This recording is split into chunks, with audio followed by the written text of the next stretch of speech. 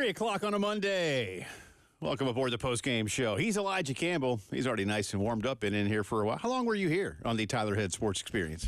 I just got to spend the last hour of the Tyler Head Sports Experience. Yeah. The Tyler Head on the Tyler Head Sports Experience. Sure. Starry. Tyler Head. Featuring also. That's right. Tyler Head. I'll come back around to why I chuckle at things like that in just a second, just because I like to share things that are dumb and how my brain works so that my audience can understand. Your brain works. Well, functions. Is that the same? Okay. Are we playing semantics there? Yeah. I mean, it does. It's a gray area. My brain does things. So I suppose you're right. Work has a more positive connotation, that there are things being done to further a cause in a positive way. Work isn't functioning or labor. That's how I like to I guess split the two apart for me, because laboring not so much. Functioning as in like it works to keep me alive. Sure. We got Coach Kingston coming up, bottom of the hour, for his regular Monday visit. If you hadn't heard, South Carolina had a good weekend on the baseball diamond. About as good as you could do.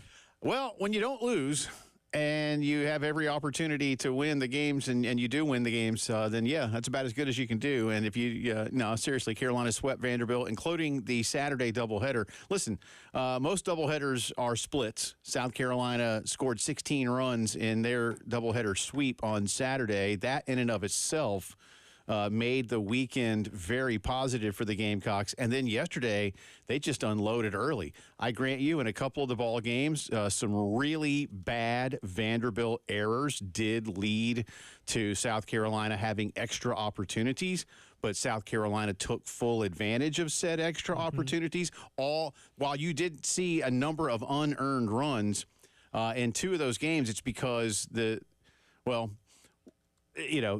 opportunity was there for you to remain at the plate, and you kept going. So, yes, some runs scored were unearned, and then behind them you were productive, but those still count as unearned runs. But nevertheless, South Carolina scoring 26 combined runs in their wins to Vanderbilt's 9. So that's a whole lot better, kids. That's a whole lot better. And South Carolina is back in the top 20. If that matters to you, that's cool. You know, we talk about this. It's maybe a little more important in football because you only play the one game a week and there's only 12 of them. You know, basketball, baseball, you've got a whole mess of games. You've got a 64-team tournament, and you just need to do what you can do and go win as much as you can and let it shake out. It's nice to be ranked. It's nice to be, those are good things.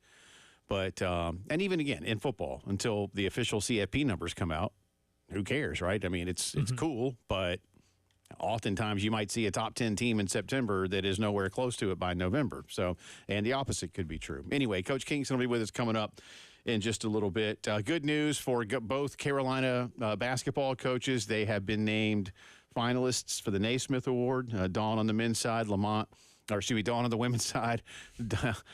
Dawn can coach the dudes too, probably. But anyway, Dawn on the women's side, Lamont on the men's side. That award will be given out in Phoenix here soon enough. Final Four weekend. Yeah. So that's pretty cool. That's awesome. That's pretty cool, man. I'm not gonna lie. That is it's rare. Let's put it that way. It's rare.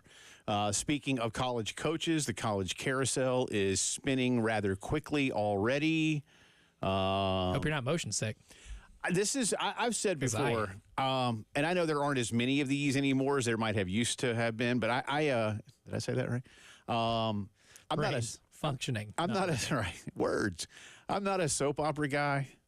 So the coaching carousel at the end of football and basketball season is like the drama that I get, away from sport.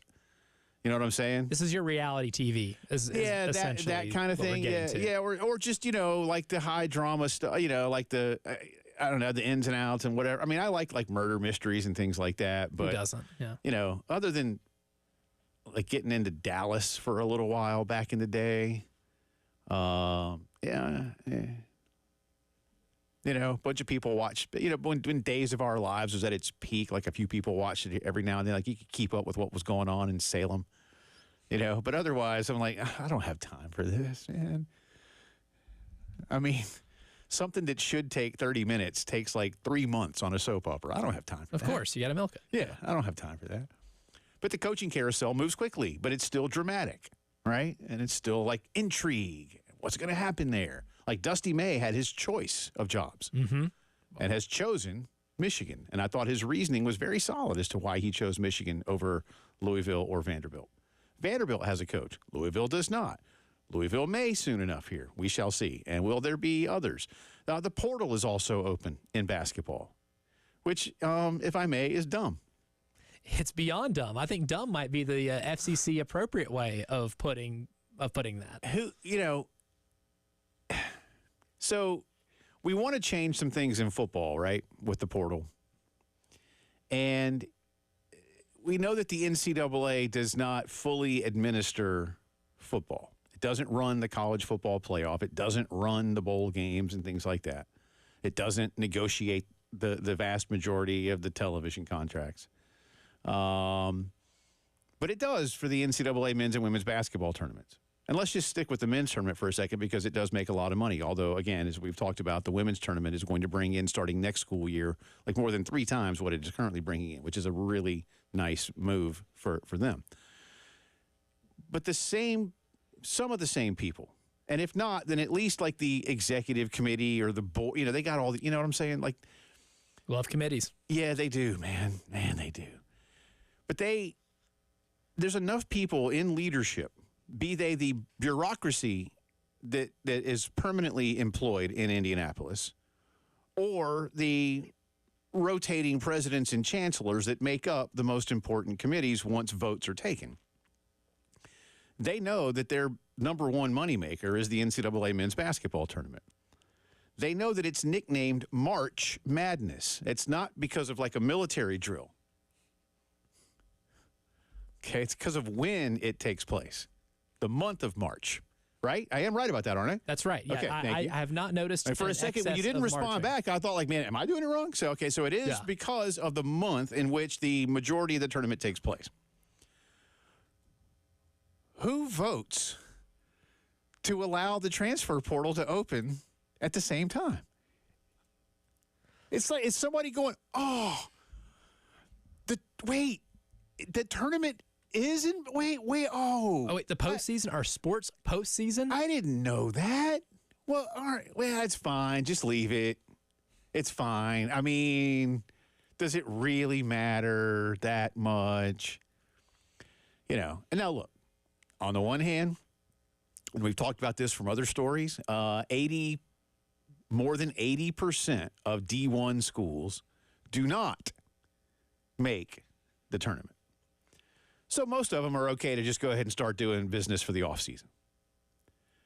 But that does mean that roughly 20%, it's like 19-point-something%, are in your tournament. And what's interesting, too, is that there's a bunch of these guys right now, especially these mid-major championship guys, that are probably going to enter the portal if they haven't already. And they're sort of auditioning and playing at the same time. And I'm not trying to say that there's anything nefarious happening. It's just, why create an environment where something nefarious could be happening? Or even maybe nefarious is too strong, but just one kid's got an eye here, one coach has an eye there. Just wait until the end. And this isn't like the end of football season. Some people have said, you got to wait till the championship game is over to open the portal. Well, no, you can't do that because of how semesters work across most of the country. But you could wait until next week to open the basketball portal because school still has a month and a half, depending on where you are. And even then, it won't start again until August. Plenty of time. Plenty of time. Unlike the end of the football season, where there is a limited amount of time. So that's why you can't wait until after or even till January 1. You're giving kids, in some cases, I mean, like Carolina started back like the next week, as an example. You can't do that. You can't do that. But in basketball, you've got time. But yet somebody's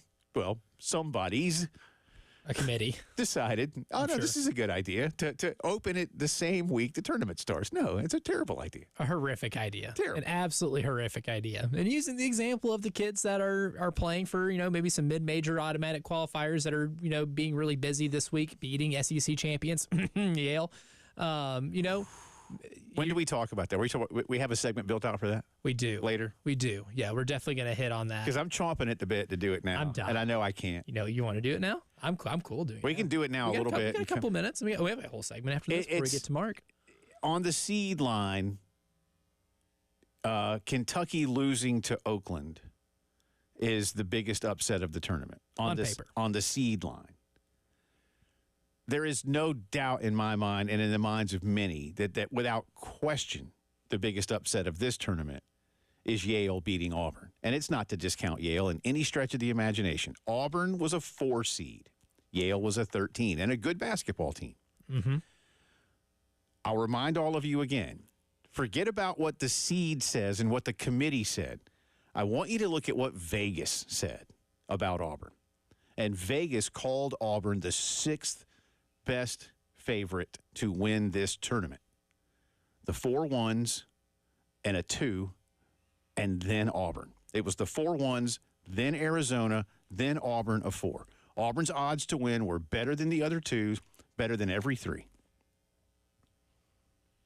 Oakland beating Kentucky is an upset.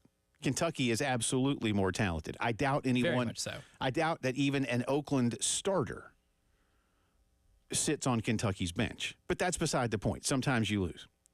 And Kentucky was not there to play. But Auburn should have beaten Yale by 30, 40, or more. Mm-hmm. Auburn should have done to Yale what they did to South Carolina and what they did to a number of teams. Remember, all but one of Auburn's victories this season.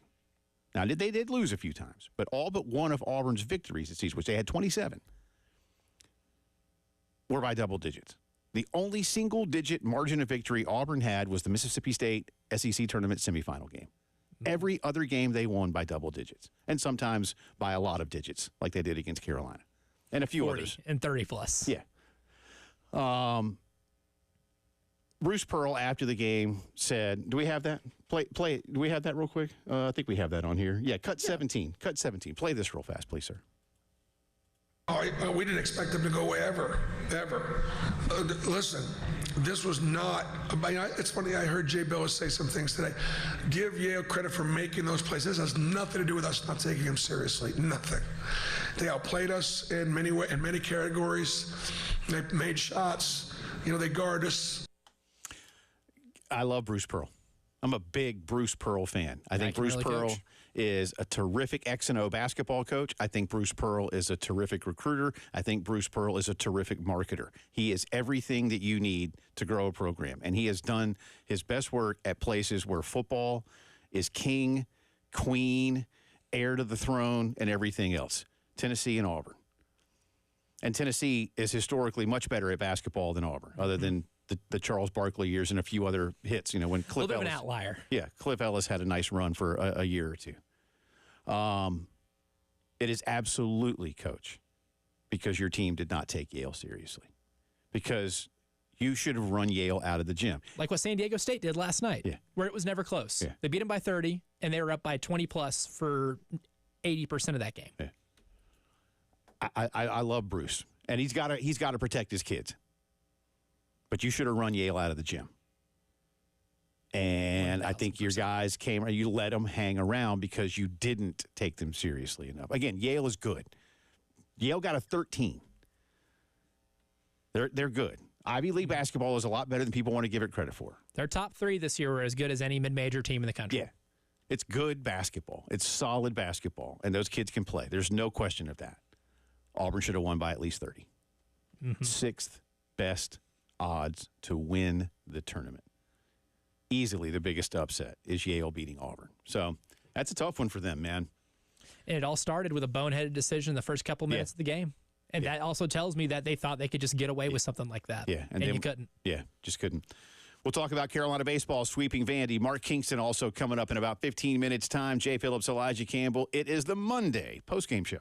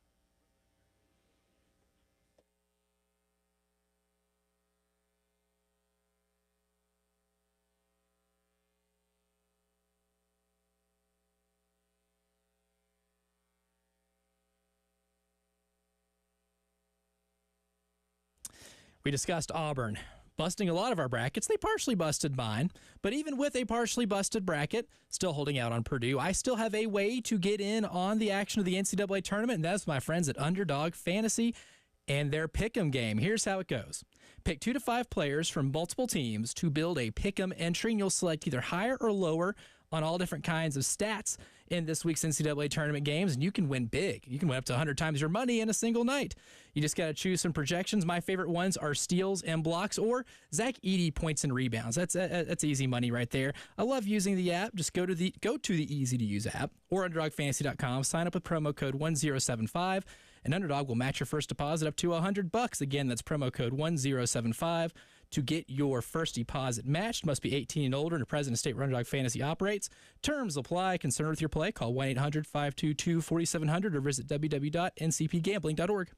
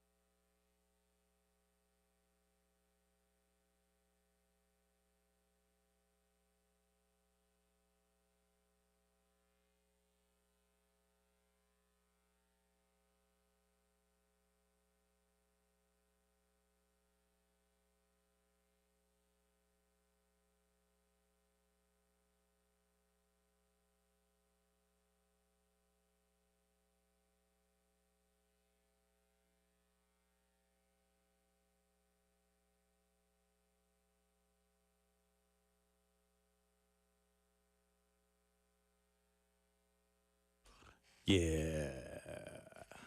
Welcome back in to the postgame show. The soothing sounds. Sorry. I don't want to get creepy. I don't want to go too far down that hole. Welcome back in, Jay. We've already done that before. I know. That ship has sailed. Too late. Yeah. Too late. I was doing some yard work the other day, Saturday, outside on my amazing integrated media outdoor sound system. Thank you very much. Plug. It was. And so I just had like a random thing on Apple Music. And I like all kinds of stuff, man. I mean, I know people might think I'm a jam band guy first and foremost. And I mean, I guess I kind of am. I was going to say, are they wrong in that? They're not assumption? wrong, but I mean, the only things I don't do like death metal and like bro country. Pretty much anything else I'll listen to. Missing out on the death metal. There's some jams. So I listen to like, I mean, there's classic rock, there's like yacht rock, there's jazz. I love Motown. You know, I love 60s, like 60s, you know, the Beatles, all their iterations, blah, blah, blah, blah, blah. Anyway, a Lou Rawls song came on, like, You'll Never Find. And I was like, yeah, man. I immediately went and put it on a playlist, you know. That was great. I was like, thank you, Apple Music, for choosing this for me. You know? Good call. Sometimes Apple Music, when it does get to, like, if you're looking up one song and you listen to it, but you don't have time to change it to something else, like it, will try to pick up what you're putting down, and we'll play something else similar to it. And I will say it hits. Sometimes it hits really well. I do like a lot of 80s music too, and one thing I did go and change is a Culture Club song. Nothing against Culture Club, not anything. I've just that kind of 80s pop, not necessarily my Not thing. your thing. But I do. I think it probably chose that because I do like Tears for Fears from that era. Kind of similar. There. Yeah, you know. Well, just I guess sort of 80s. I don't know, like English synthy rock. Yeah, a little Cure, you know. Yeah. I'm not as big a fan of the Smiths, and I certainly can't listen to Morrissey's solo stuff. I'm like, okay, I get it, dude. You're angry and depressed. I get it. All right. The Smiths are one of those, if I'm listening to a lot of, I have to really be like, am I okay? Yeah, but more like, think about it, man. Like, Morrissey couldn't get enough of his message through the music of the Smiths, so he had to go solo. Like, at least when Sting left the Police, I'm like, hey, this is good. Or it's like, hey, this is different. This is a mix-up. You know, but anyway. But Lou Rawls came on, man. I was like, yeah, all right. Like, thank you. It was cool. You know? Nice. It was good. It was good. Anyway, welcome back in. Carolina baseball swept Vanderbilt.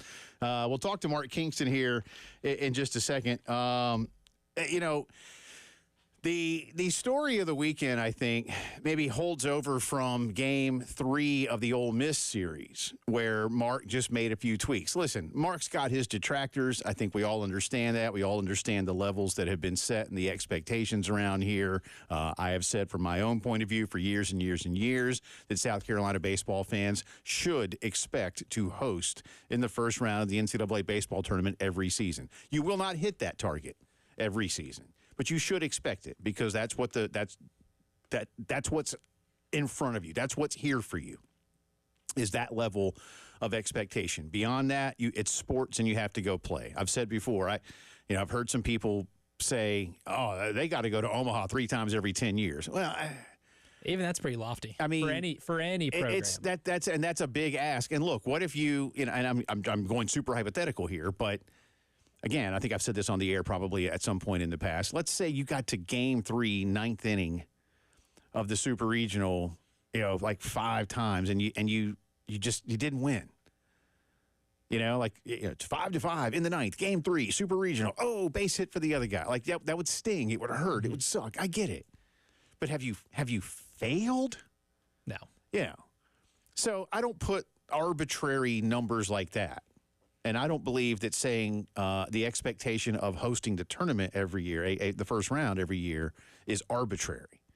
Again, just plucking a number here. Oh, you got to be in the Supers 6 times out of every 10 years, and in Omaha 3. Well, more context is needed. Yeah, and I'm like, just well, that. If not, what then? You're gonna the scenario I just laid out, you're gonna get rid of everybody at that point because they almost made it. Especially in a world now where the parity across college baseball is absolutely greater than it's ever been. But Mark made a few tweaks and adjustments, and he got Petrie and Messina going again because we talked about it at the beginning of the season with Mark, with John Whittle, with Aaron Fitt of D1 baseball. And I remember even like Aaron stepping in to make sure because I said, hey, Aaron, and I'm paraphrasing the question as I recall the conversation. As Ethan Petrie goes, so goes this offense, building around him. He goes, oh, yeah, and Messina. Like, he didn't hesitate. And they weren't, and it isn't like the other guy goes, now who's good on that team? Right? Pretty well known coming in. Yeah, when you're preseason All-Americans. Who the stars are. Yeah, so they know who to pitch around. They know who to work around. They know what they can do. And then you test other guys. And at times, Carolina was doing fine. Ole Miss found a way to maybe handcuff them a little bit. And Ole Miss is good. I know they had a bad year last year, but Coach Bianco's teams are typically good, and they just won a World Series a couple years ago. They figured some things out. And then Mark and Monty and the staff figured some things out. And they're on a 5-game winning streak. They haven't arrived anywhere. It's March 25th. A lot of baseball. They're 4-2 in conference play. You keep that rate going, and you're in good shape. But as it stands now, nobody's arrived anywhere. You've arrived back into the top 20 of a couple of polls. That's about the best you can say for right now. But you did make some adjustments. Pitzer was outstanding yesterday. Eli Jones was brilliant. I mean, 2 of your starts. SQ's got some things that he may need to worry about, and we're going to talk with Mark about that in a few minutes' time. Kennedy Jones is playing fantastic. I think this bullpen is beginning to learn who it is. You always want your defense to be a little bit better. Again, Vanderbilt, Tim Corbin, I promise you, I bet you this week, y'all, Tim Corbin is treating those guys like it's Little League all over again with a fungo bat. Mm-hmm. Those errors they had. Because Vandy made some bad errors. They did. And you're going to, that's what I tell people about baseball all the time. What are the 3 things on the box score? R-H-E. They're part of the game. You got to limit them. And again, so I'm not here to crown South Carolina anything, but you did just sweep a top 5 team and a team that has in many ways become the standard bearer for Southeastern Conference baseball success. And you showed that a lot of this could be, sustainable. I think that's kind of the big thing, too, when you have a series like this where you play an opponent who's one of the best in the country and you beat them, you look at it and say, okay, how much of this is sustainable? The hitting is going to be sustainable because you knew that was going to be your strength coming into it. The pitching is the thing I think we really need to look at, especially as, the starting rotation goes, and be like, hey, did they pitch well enough to make me believe that success is sustainable throughout the season? For Eli Jones, it's good. 4 strikeouts, a solid number for 6 1/3. He got himself in a little trouble when he had to get pulled. But the Sunday performance, man, on the mound, that's something I think you can look at and say, hey, look, that's sustainable as the season goes on. And Tyler Pitzer not only, striking out 9 and being the SEC freshman of the week, also gives you a look at, hey, this could be your 3rd-day starter in the SEC, even as a freshman, and gives you other options. Like, having that type of flexibility in your rotation should make you feel good about the sustainability of your pitching rotation as we go on into the conference season. We'll talk about all these things and more with Mark Kingston. The head coach will join us when the postgame show continues.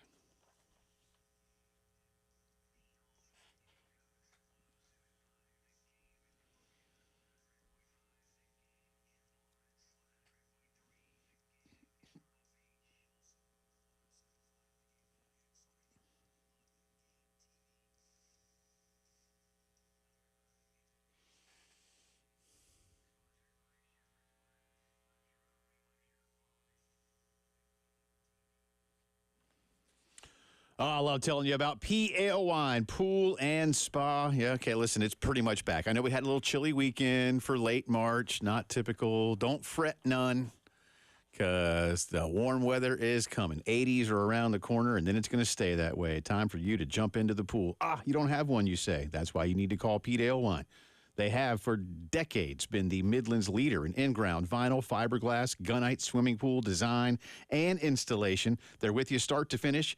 They make the dream a reality, then they keep it a reality. So whether you don't have a pool and you need one built, or you do have a pool and you need it cleaned, serviced, maybe the vinyl liner replaced, Pete Ale Wine Pool and Spa is always ready to help you out. Hot tubs, too, whether it's servicing them, getting a brand new one to relax out back, whatever you want. Pete Ale Wine's got it for you when it comes to pool and spa. That's why it's in the name. Like the 2 beverages, ale and wine, Pete Ale Wine Pool and Spa, 5541 Sunset Boulevard in Lexington, and online at PeteAleWinePools.com.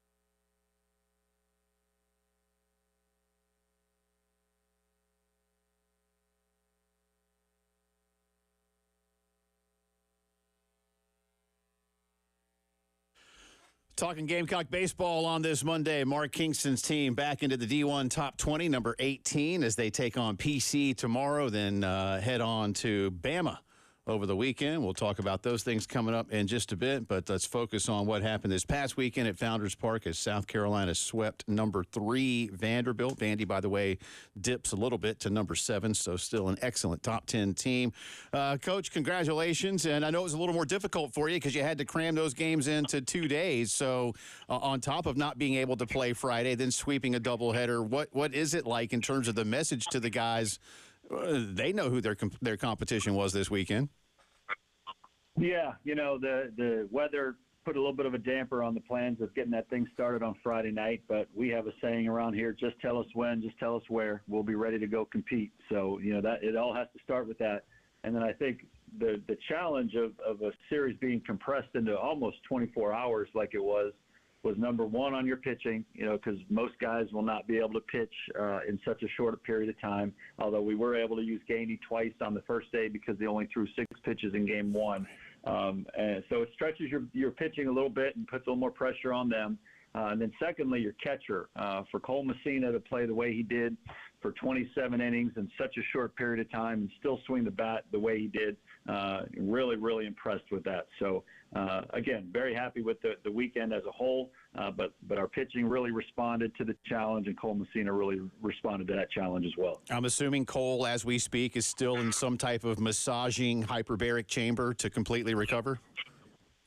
Yeah, we got a discount on the old Michael Jackson one, so that's the one that's in our training room as we speak. Nice. I'm glad you knew where I was trying to take you there, so thank you for that.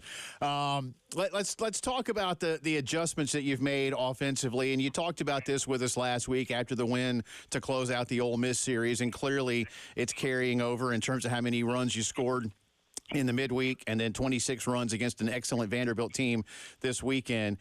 You adjusted a few things in the lineup. That's the easy part for us to see in terms of a box score. Take us more, if you would, though, Coach, through the consistent conversations that you've got to have about why guys are moving, how they receive it, and clearly the results are beginning to speak for themselves. Well, I think communication is the key. You've got to talk to guys individually if you're going to be moving them in a lineup. You're going to have to talk to them if you're moving them in or out of a lineup. You're going to have to talk to them if you have decided to platoon at a certain position. You've got to communicate. So it starts with that, so they kind of know what to expect before you put out the lineup each day. You have to get their feedback. If a guy likes hitting in a certain spot in the order, you need to know that. If he doesn't care where he moves in the lineup, you need to know that as well. So I think the communication from player to coach is very, very important. We encourage it. We initiate it. And I like to know if I think I have an idea on something that can spark the lineup, I want to make sure that the guys will be on board with it, that will be a part of that shift. So, again, I think we've got to talk about those things with our guys all the time. As coaches, we talk all the time about things we need to do to help our players. What do we need to do more of? What do we need to do less of? What do we need to talk about? What do we need to not belabor? So it's always a work in progress, especially as we talk about it all the time, the age of the transfer portal. You may not figure out your team quite as quickly as you have in the past because there's so many moving pieces. There's so many new pieces to the puzzle. And so it's just a constant evaluation of where you are, what you can improve, what needs to stabilize, and then just try to make educated decisions as you go.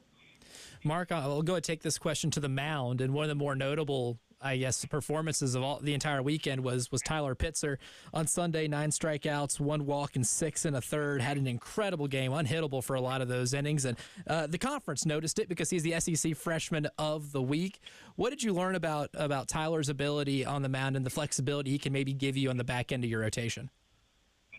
Well, the conversation came down to the Game 3 starter, and really the two guys that you can consider are Matthew Becker, who's been outstanding for us, and then Tyler Pitzer, who's also been outstanding for us. And so after the Game 2 victory, we went back into the locker room and we talked about our different options, and we landed on Pitzer only because we had so much success the previous week on Sunday at Ole Miss with Matthew being the first guy in.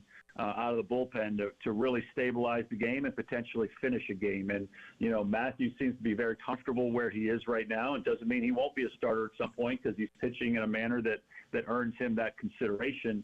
But what we decided to do was go with the righty, like we did last week. Last week it was Roman. This week we went with Pitzer for a couple reasons. Number one, we liked how it looked last week, and it was successful, and it really started our kind of a really nice springboard for us. And we knew if Pitzer went out there and only threw an inning or two, then we could hand the ball to Becker, and he might give us 6 or 7 after that. Or if Pitzer came out and did what he did, then whenever we brought him out, whether it was the 5th, 6th, or 7th, then Matthew Becker would have a chance to finish the game because he's been so good for us. So we thought that made the most sense for yesterday's contest, and turned out to be really good because Pitzer took that opportunity and ran with it. And, SEC Pitcher of the Week, I believe. So it just gives us another option to look at. And again, what Matt Williams is doing a really nice job with our pitchers, and we've got a lot of guys that we can consider in different places. Eli Jones also had a big start for you in game one. Mark was perfect for a bit there. SQ struggled. His numbers aren't terrible. 3 innings, just the 1 earned run, but he had a walk and a hit by pitch. Ty Good, I thought, was really nice behind him. Is there any, I don't want to say issue there, but are you with Becker, with Pitzer, and you've got some rotation flexibility now? Are those questions that are still out there maybe a bit unanswered, or will Dylan just chalk it up to a day where he maybe didn't have everything you were looking for? Well, we're going to continue to evaluate everything as we go. But one thing I do know is that we basically have, if you're looking at Pitzer, SQ, and Jones as your weekend starters, those guys are all sinker ballers with good velocity, but sinker ballers.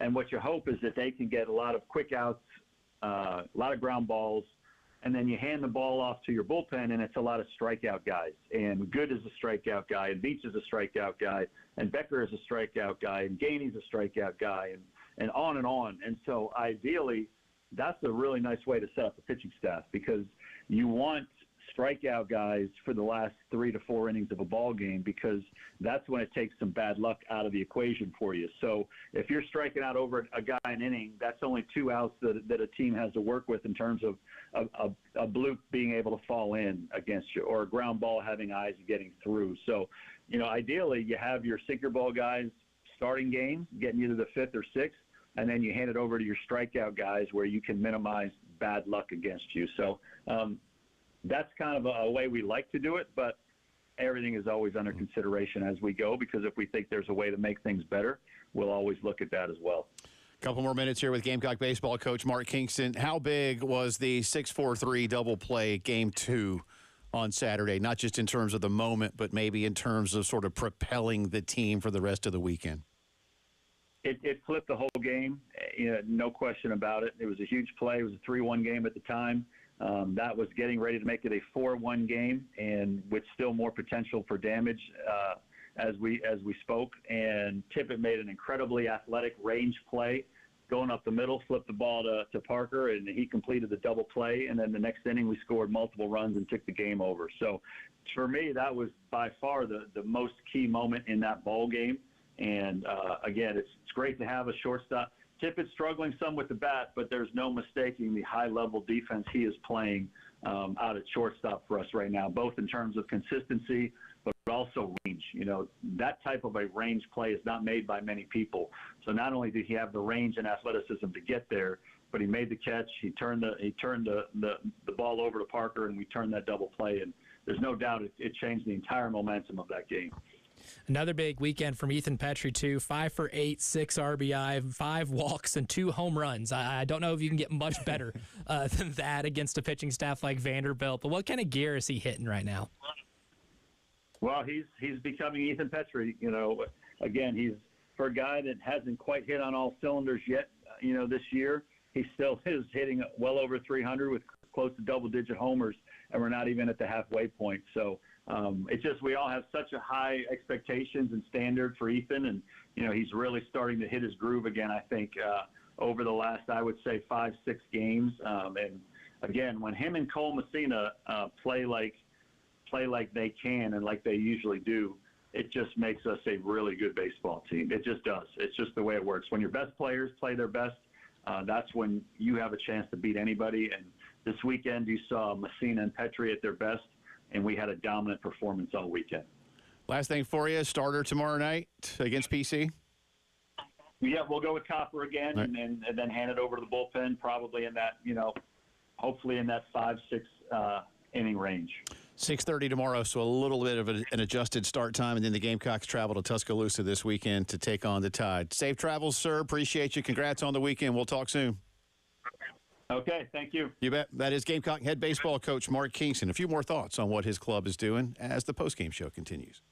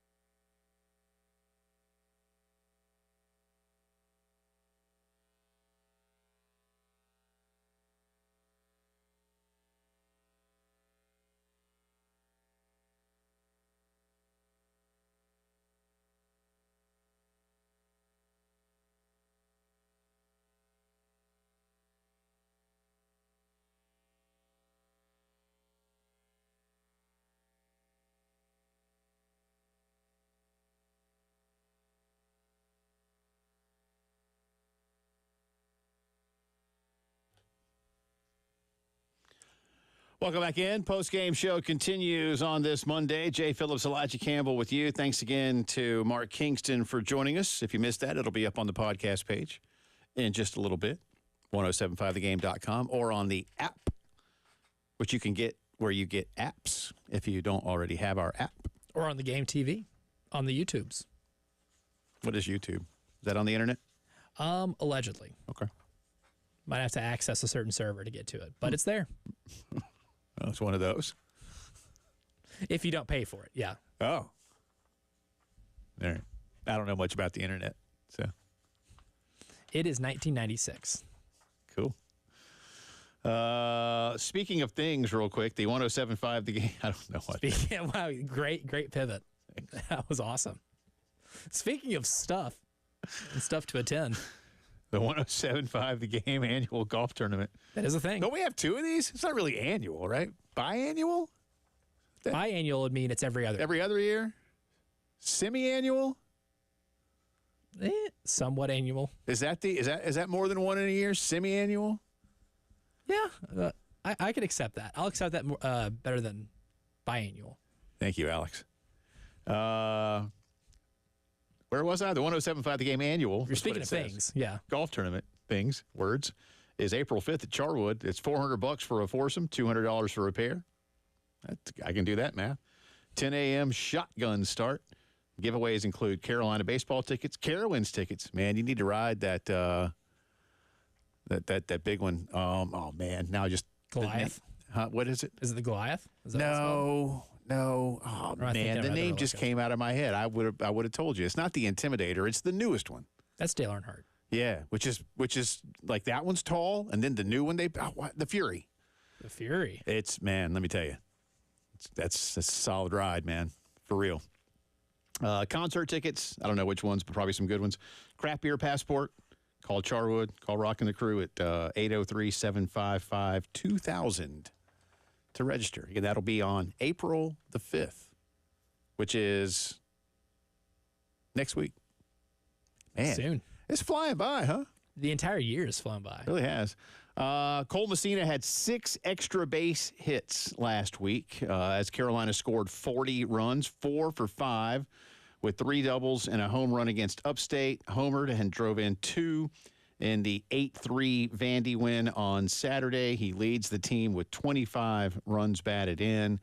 As Elijah noted with Coach Ethan Petrie, went 6 for 11 this week, 5 runs scored, 3 homers, and 8 runs driven in. Also was walked 8 times. It's a Barry Bonds stat. I mean, that's what I'm saying. The other team knows, just walk that guy. You'd rather walk him than have to pitch to him in any type of situation where there's runners on base. And Kent Reichert, Carolina's fantastic baseball SID, tells us that Ethan Petrie now has a 34-game streak in which he has reached base. So obviously dates back into last season's playoffs. Again, he homered twice on Saturday, has 10 on the season. His OBP for the week was 737. That's disgusting. Disgusting. Again, they walked him 8 times last week. Draws a ton of walks, hits a lot of dingers. That is a modern baseball man right there. That right field shot too, man. Sometimes that one just felt like he didn't, right? But it kind of looked like he just poked a bat out there. He's so strong. That's and it was an effortless swing too. Like, not a lot of guys poke it out like that and make it look that effortless of a swing, and but he does. And that was like a shot. Like that wasn't like it barely cleared the wall. Like I was like, dang, that thing carried. That one had a ping loud enough you knew it was out. This millisecond it left the bat. He's really quite remarkable. Gary Gainey had another really nice weekend. This team, look, again, as I said before we talked to Mark, I'm not here to crown anybody, or anything like that. You're 4-2 in conference play. You're 19-5 overall. I will say this for all the detractors and those that are nervous, and that's 2 different groups. This team has really only played 2 bad baseball games, and even the one with Ole Miss, you had 1 bad inning. Really, I mean that was a pretty good game. Until the one inning. Yeah, and then they just blew up on you. And again, sometimes, crap happens. And Belmont did it to you. That game 2 of that weekend series, the second weekend of the year. I mean, again, it's sports. It's baseball specifically. Other than that, the other 3 losses are each 5-4 decisions, including an extra inning game with Clemson, who's now replaced Vanderbilt as the number 3 team in the country. Clemson, by the way, the other day against Florida State scored 8 runs in the bottom of the 9th to win a game. That's remarkable. Hey, Florida State. Try to keep that from happening. Nice 7-run lead you have there. Man. So, but Clemson's playing, Eric Bakich, man, played for a national title a couple years ago. That dude knows what he's doing. Got a lot of basketball to get into for you. It's the post-game show.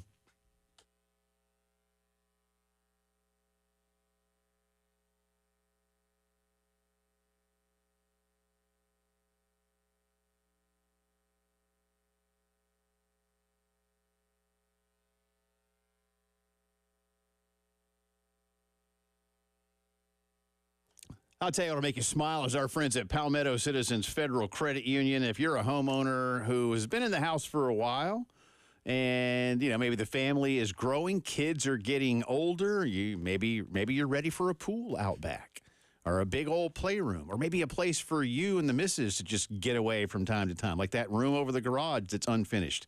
Tap into your home's equity. And not only that, but here's the deal.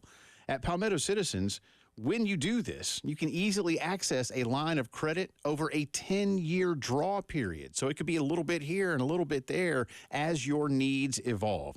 Plus, they can work with you to adjust all the terms and payments to fit your budget.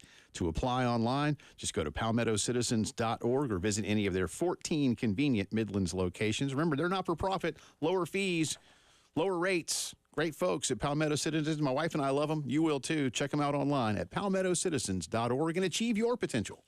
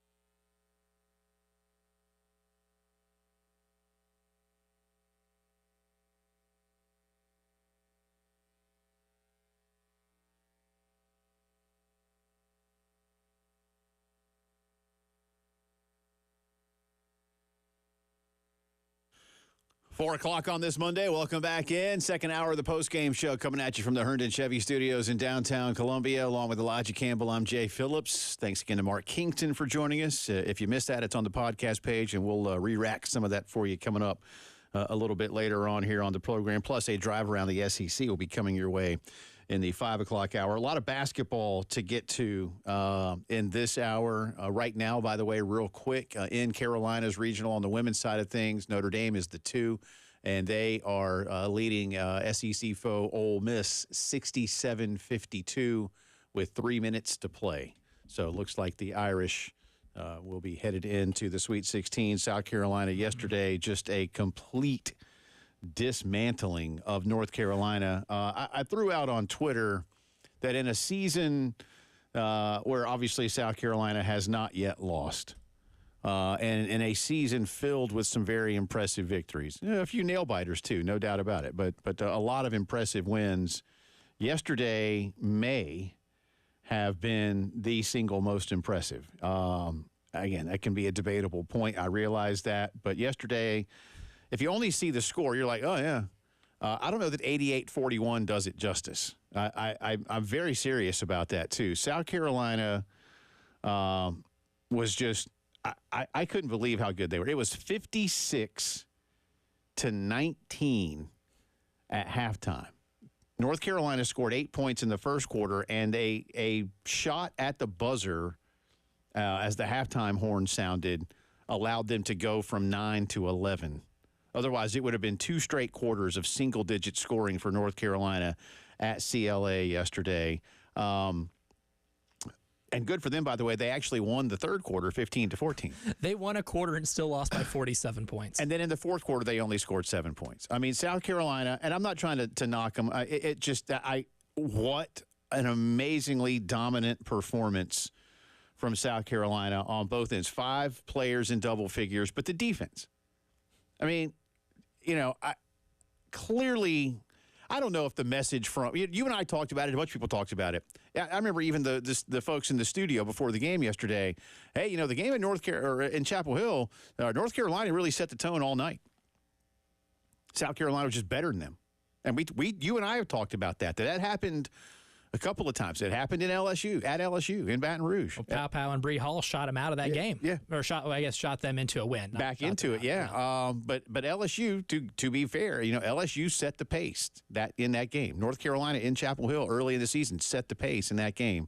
It took about 3 minutes for you to know where this pace was, who was setting it, and what this game was going to look like. And I don't know that North Carolina ever really had an opportunity. At the under 5 timeout, which is how it works in women's basketball, I'm not going to sit here and be flippant and, revisionist historian and go, the game was over. But, I mean, yikes, man. Yeah. Yikes. I mean, it certainly felt like it was getting to that point of if you do not put an end to this fire right now, it's going to get ugly. And, man, anytime you are able to give a rematch for the team and you're 9 points away from matching the total of points that you had in the first game at halftime of game 2, you've made a pretty good adjustment. I know North Carolina had some injuries, some really tough injuries to some really key players in the season, so they're not the same team personnel-wise that you saw in late November. But picking on them to the point of forcing 18 turnovers, blocking 7 shots, and you mentioned the amount of players they had, the 5 players they had in double figures. 3 of those players came off the bench. 3. Right. It's hilarious. It got to the point where it was getting funny. If you ever watched a basketball game where a team goes on an insane run where almost everything they throw up seems to go in, and after the third or fourth 3, you can't have a visceral response other than laughing. Right. I call that the Golden State Warriors effect. The year they went 73-9. I watched so many regular season games because they had so many stretches where they would turn a 1 or 2 point game into a 25-point game in what felt like seconds, right? And at one point, they'd hit their 4th 3 of the run, and you just can't help but laugh. Like, it's funny at that point. We got to that yesterday when Mylasia Full-Whiteley hit, her 3rd 3 of the half. It's like there's nothing this North Carolina team can do. Right. That they can go in a time machine, bring Avery Latta back to be their point guard. They can bring, Sean May in a time machine to be their center. It didn't matter if, the basketball ghost of James Worthy was able to check in and play small forward, they were not beating South Carolina that day because everything they were throwing up was going in. They were getting every single shot they wanted. And defensively, you were not going to get any type of success in the paint as long as Camila Cardoso and Ashlyn Watkins were in the game. It got to the point where it got really funny after about 7 basketball minutes. By the way, Ivory Latta is from South Carolina. That's right. Yeah. Ultimate irony. Yeah.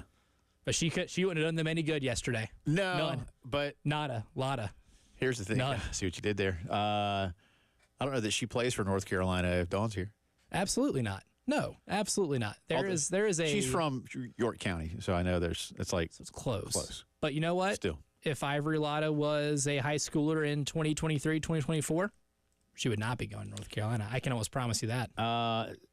South Carolina's defense yesterday held North Carolina to 23.8% shooting from the floor, 15 of 63, including 3 of 18, 16.7% from behind the line. South Carolina had 54 rebounds to 33 for North Carolina. South Carolina assisted on 17 of its 32 buckets. North Carolina, 6 of 15. Their percentage is actually all right. They just didn't make a lot of shots. Yeah, as a 6 to 18 assist to turnover ratio, good. South Carolina had 13 steals yesterday to just 4 for North Carolina. So, again, I'm not here to pick on North Carolina at all. That's a good basketball team. They won 20 games this year. South Carolina there's been a new message sent on what is going to be the biggest necessity in this tournament, in my opinion, and that is stifling defense will win you a championship and give your great scorers and your deep bench that many more opportunities. That's what I take from yesterday. Oh, yeah. And that was a game where you dominated to the point where a cold shooting day wouldn't have ended your season, right? I mean, there were maybe some times last year, especially in the Sweet 16 Elite Eight, when you got to start playing some really tight matchups, that cold shooting games could definitely affect, no matter how good your defense was, it wasn't good enough to separate, I guess, or save you from cold shooting games. But when you have a game where you make, 8 of your first 10 threes, there's not a team in the country that can beat you. You are the national champion if you shoot remotely close to that in most of your games. So cut one, please, Elijah. We mentioned this earlier. Again, it's a debatable point on just how strong South Carolina looked, especially in the first half yesterday. Coach Staley in postgame was asked, is that the best she has seen her team in 20 minutes of action?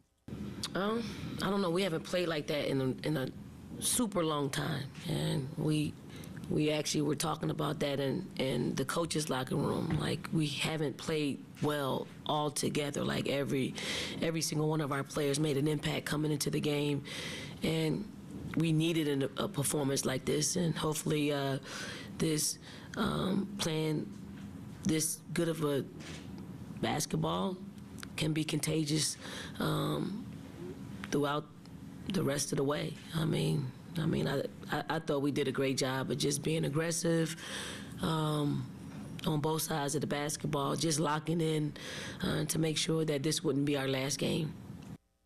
And, again, setting a tone. Of course, the regular season does that, and we mentioned the defensive numbers. Again, North Carolina shooting under 24% from the floor. Carolina 13 steals yesterday. This is Dawn answering a question about playing defense in the Southeastern Conference, but certainly translating that to the bigger picture. It's the fabric of who we are as a conference. We know that from time to time your offense is going to fail you at some point because the defense is so good that, you either have to make it an emphasis to defend, or else you're going to have a lot of lopsided scores because our coaches are pretty darn savvy. They come up with some incredible schemes defensively just to throw us off balance. And I do think, and I've said this for a very long time, even before we won our national championship, the SEC prepares you to win national championships with how we guard, with our ability to score, because we know we're being, if you're able to score against the SEC, you're doing something pretty good. You're pretty disciplined to working your offense, because you're not going to always get your first or second option. So you got to be super disciplined to stay in the course offensively. So I'm happy that I get a chance to work in the SEC, because it puts us in a position to advance at least to the Sweet 16. And they have done that up in Albany. One final cut here from Coach for now. We mentioned 5 players in double figures. As Elijah said, 3 of those 5 came off the bench. Chloe Kitts scoring 12 points in 17 minutes. Malaysia Fulwiley, 20 points in 22 minutes, including 4 3-pointers. She was red hot. And Tessa Johnson scored 11 points. The other 2, by the way, the starters, Ashlyn Watkins, 11. Camila Cardoso had a double-double with 12 and 10. But here's Coach on her bench and how good they are for Carolina. Super proud. One of our keys is always bench production. The amount of rebounds and points that they can accumulate, as well as just being able to hold serve defensively and what we want to do. Like, I have the utmost confidence in our bench. We've put them in a position to play all season long. So what they're doing right now is not a surprise. It was built that way from the very beginning, and now they're seeing just some of their patience pay off in a big way. There you go. The Gamecocks, again, 88-41 victors yesterday afternoon at CLA. They have advanced to the Sweet 16. Albany Region 1 is what Carolina is the top seed in. They will await the winner of Oklahoma, Indiana. That game is in Bloomington. Where is that? That game's in Bloomington, right? Mm-hmm. Yeah, yep. in Bloomington. They were one of the final. That's right. Final teams to be able to host. Thank you. They're the 4 against Oklahoma, the 5. That game tips tonight around 6:30. And we do not yet know what time they will play later this week, because, again, that's not how the women's tournament works exactly. Tip times will come later. Yes. But Oklahoma, Indiana winner gets the Gamecocks in a few days in the capital city of New York. We'll switch over to the men's bracket on the other side. We talked a little bit, for those of you who missed it, about South Carolina's ending on Friday. We'll touch on some more of those things for you, get into what happened this weekend. Again, the biggest upset of the tournament is not Oakland beating Kentucky. It is Yale beating Auburn. And what else is out there? It's a little chalk heavy this year. It is. I mean, this is the first time in a long time where all top 2 seeds in each region made the Sweet 16. We'll discuss on whether that's good or bad. I have thoughts. You have thoughts. You're listening to the Postgame Show.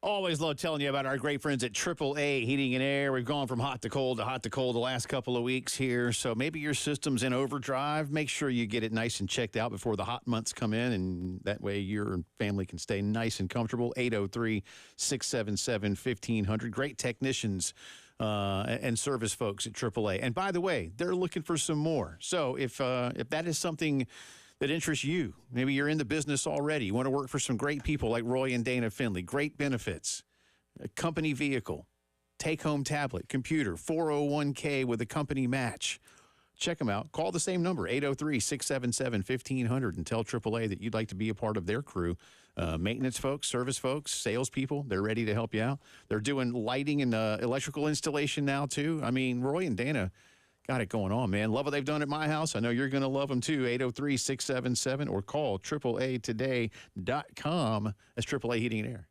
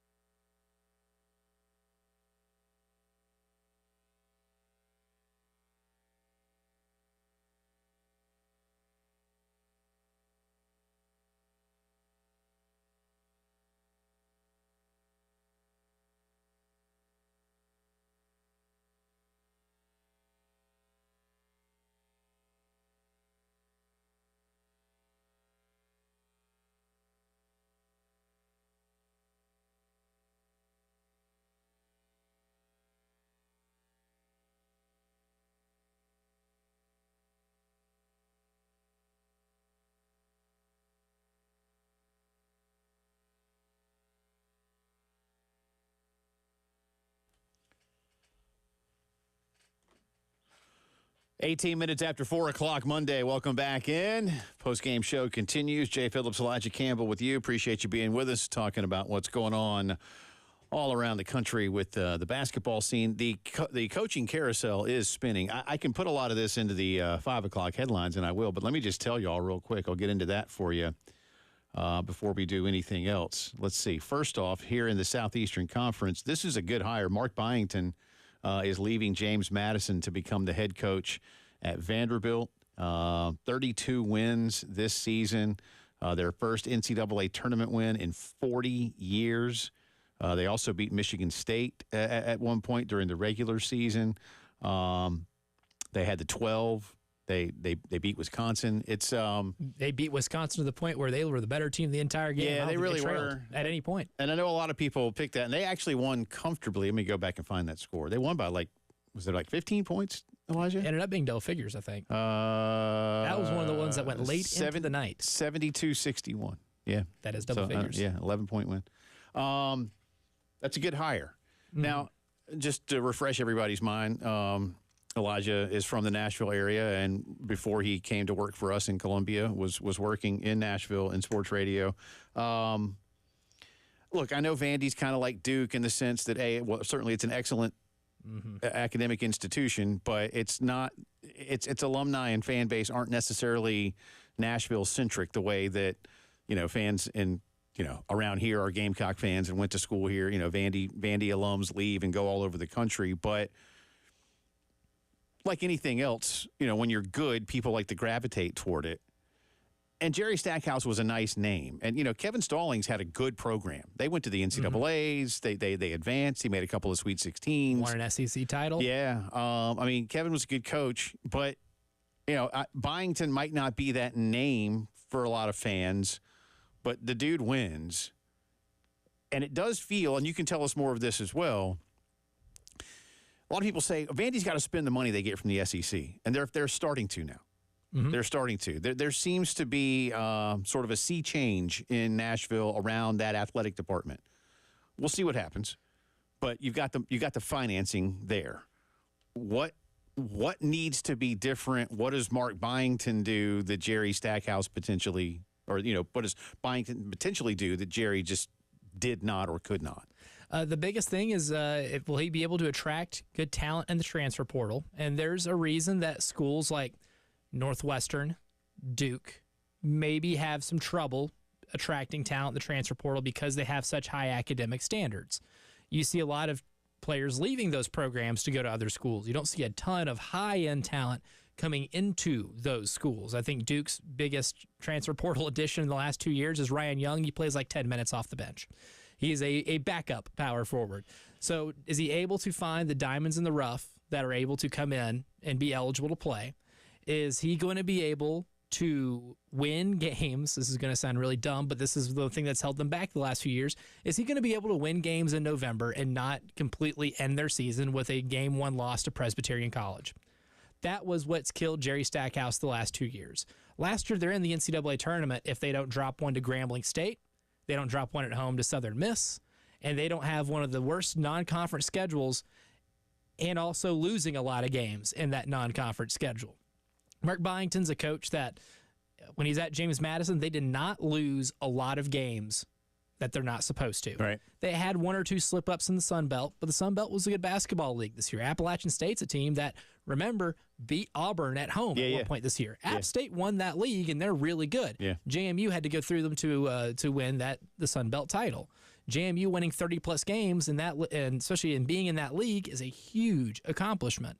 He can probably get you to the point where you don't have to player develop throughout the entire year because maybe you're already starting off better than you would be in the last previous years with Jerry Stackhouse. The talent acquisition from the portal can be tough, but it's not impossible, right? It's not impossible. So I think that's really the big thing with him. Is he going to be able to adequately hit the portal to be able to restack a roster better than Stackhouse did? But I think schematically, he's done such a good job at his last stops that can prove that he can just win in a lot of places he goes. The other, there's a couple of jobs out there, but the big one that got filled over the weekend, Dusty May, who's not a professional wrestler, but instead is the very successful men's basketball coach, was at Florida Atlantic, has taken the Michigan job and really seemingly had his choice of a lot of the open ones, including Louisville and Vanderbilt. And his reasoning for choosing Michigan, he said, was, certainly the Big Ten. He mentioned the nationwide alumni network that can allow for better NIL opportunity. I would also think, now certainly Vanderbilt offers conference stability. Louisville right now, and a lot of teams in the ACC could be in flux. And while Louisville will certainly spend the money, what's their 5-year future? You don't have to worry about where Michigan's going to be conference-wise in 5 years, or even where Vanderbilt is going to be in 5 years. But his reasoning behind taking that Michigan job, I thought, was pretty solid. And because you'll be able to cash in, you have that large network of donors, a lot of whom are lawyers. I think that's one of the funniest things about one of my favorite college football podcasts, Split Zone Duo, talked about arguing with Michigan fans online is so hard because a lot of them do become attorneys when they leave Michigan. But you have a large donor base that they're able to help you out. Michigan's issues the last couple of years in basketball wasn't talent acquisition. They've had plenty of talent. Juwan Howard's just not a very good college basketball coach. I think that became incredibly evident, especially within the last few years, and a lot of the dysfunction they had surrounding that program definitely doesn't help. But another good angle I've heard about this too is if you're Michigan, this is a really good hire because while Dusty May is an incredible basketball coach, he's not an overbearing personality that can take away from football. Football's the main priority there. He doesn't need all the attention in the world. I mean, this guy won 25-plus games in 2 straight years at Florida Atlantic and took Florida Atlantic to a Final Four. He does not need a ton of attention. I mean, the guy worked in an office at Florida Atlantic that was right next to several rooms that were under construction for the last few years. And what's one of the a generator in one of them. Exactly, yeah. Like Florida Atlantic's been their basketball facility is older and it's been undergoing some repair, so to speak, from what I've read. And the guy's not high maintenance. You don't need to be high maintenance when you're not the biggest priority at the university. He can operate where he's going to be comfortable. Conference he's from. The only thing is, Dusty will have to spend a lot of his money early for Mrs. Coach in building some type of indoor pool facility to make up for not being that mimics the fact that they are no longer in Boca, right? I think so. Some indoor plastic palms. She can hear the sound of the ocean. A Boca simulator. Something like that. Maybe one of those cool sun things that it travels over the room every day so that she, And there's just a constant stream of Beach Boys music being played. Whatever it takes. Yeah. Or Afro-Cuban jazz, which is amazing, from that part of the world. Get some Mario Bauza on the turntable. I'd be perfectly happy with that. Because it is going to be a lot colder in Ann Arbor, Michigan than in Boca Raton, Florida. I think that's a pretty big understatement. Yeah. The winters are maybe a little more bitter. But he also is tripling his salary.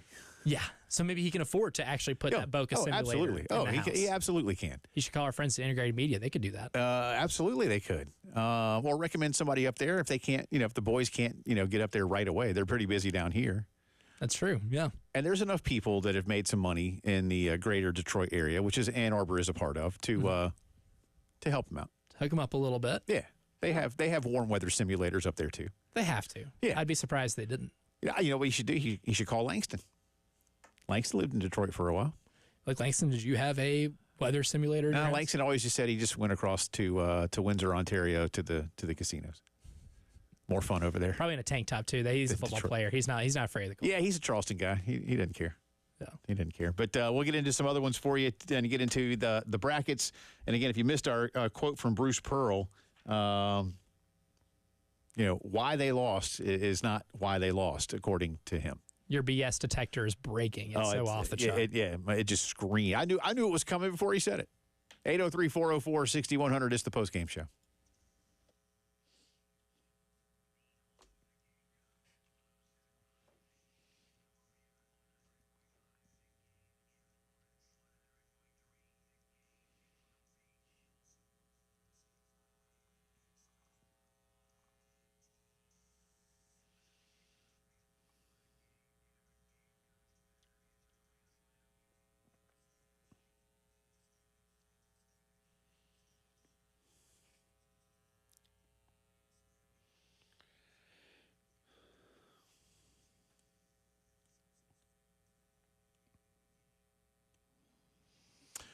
I want to tell you about our good friend Dr. Dan Balknight and his team at the Men's Clinic out in Irmo. They've been helping guys for many, many years just restore what's missing in their lives. There are so many things that just seem to slip away from you as you get a little bit older. Don't settle for just general medical care.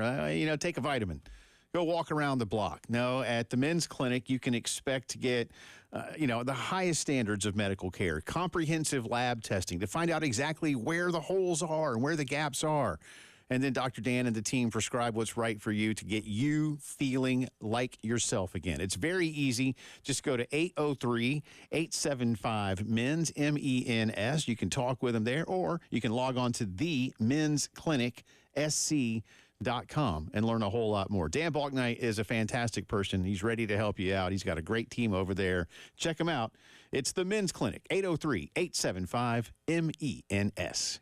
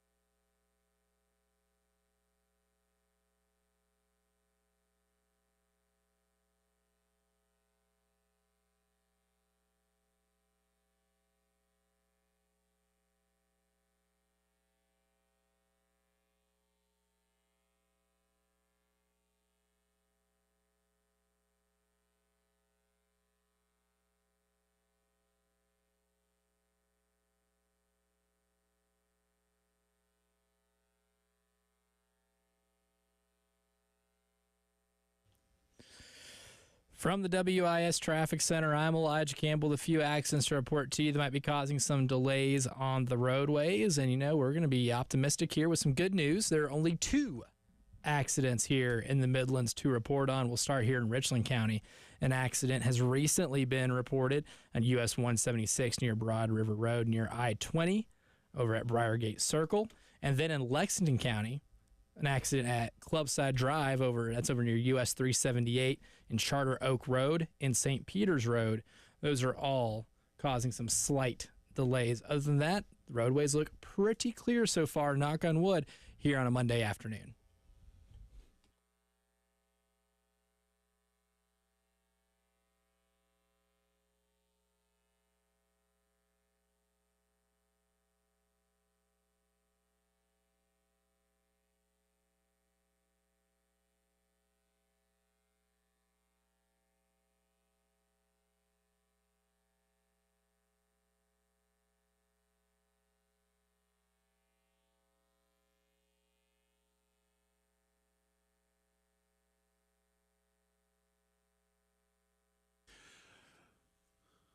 Talking the NCAA tournament, we had a lot from Coach Dawn a little bit earlier, looking at what's going on around the men's side of things right now. The Sweet 16 is set. The women's Sweet 16 will be completed later tonight. Speaking of which, right now in Raleigh, This is the Portland Region 4.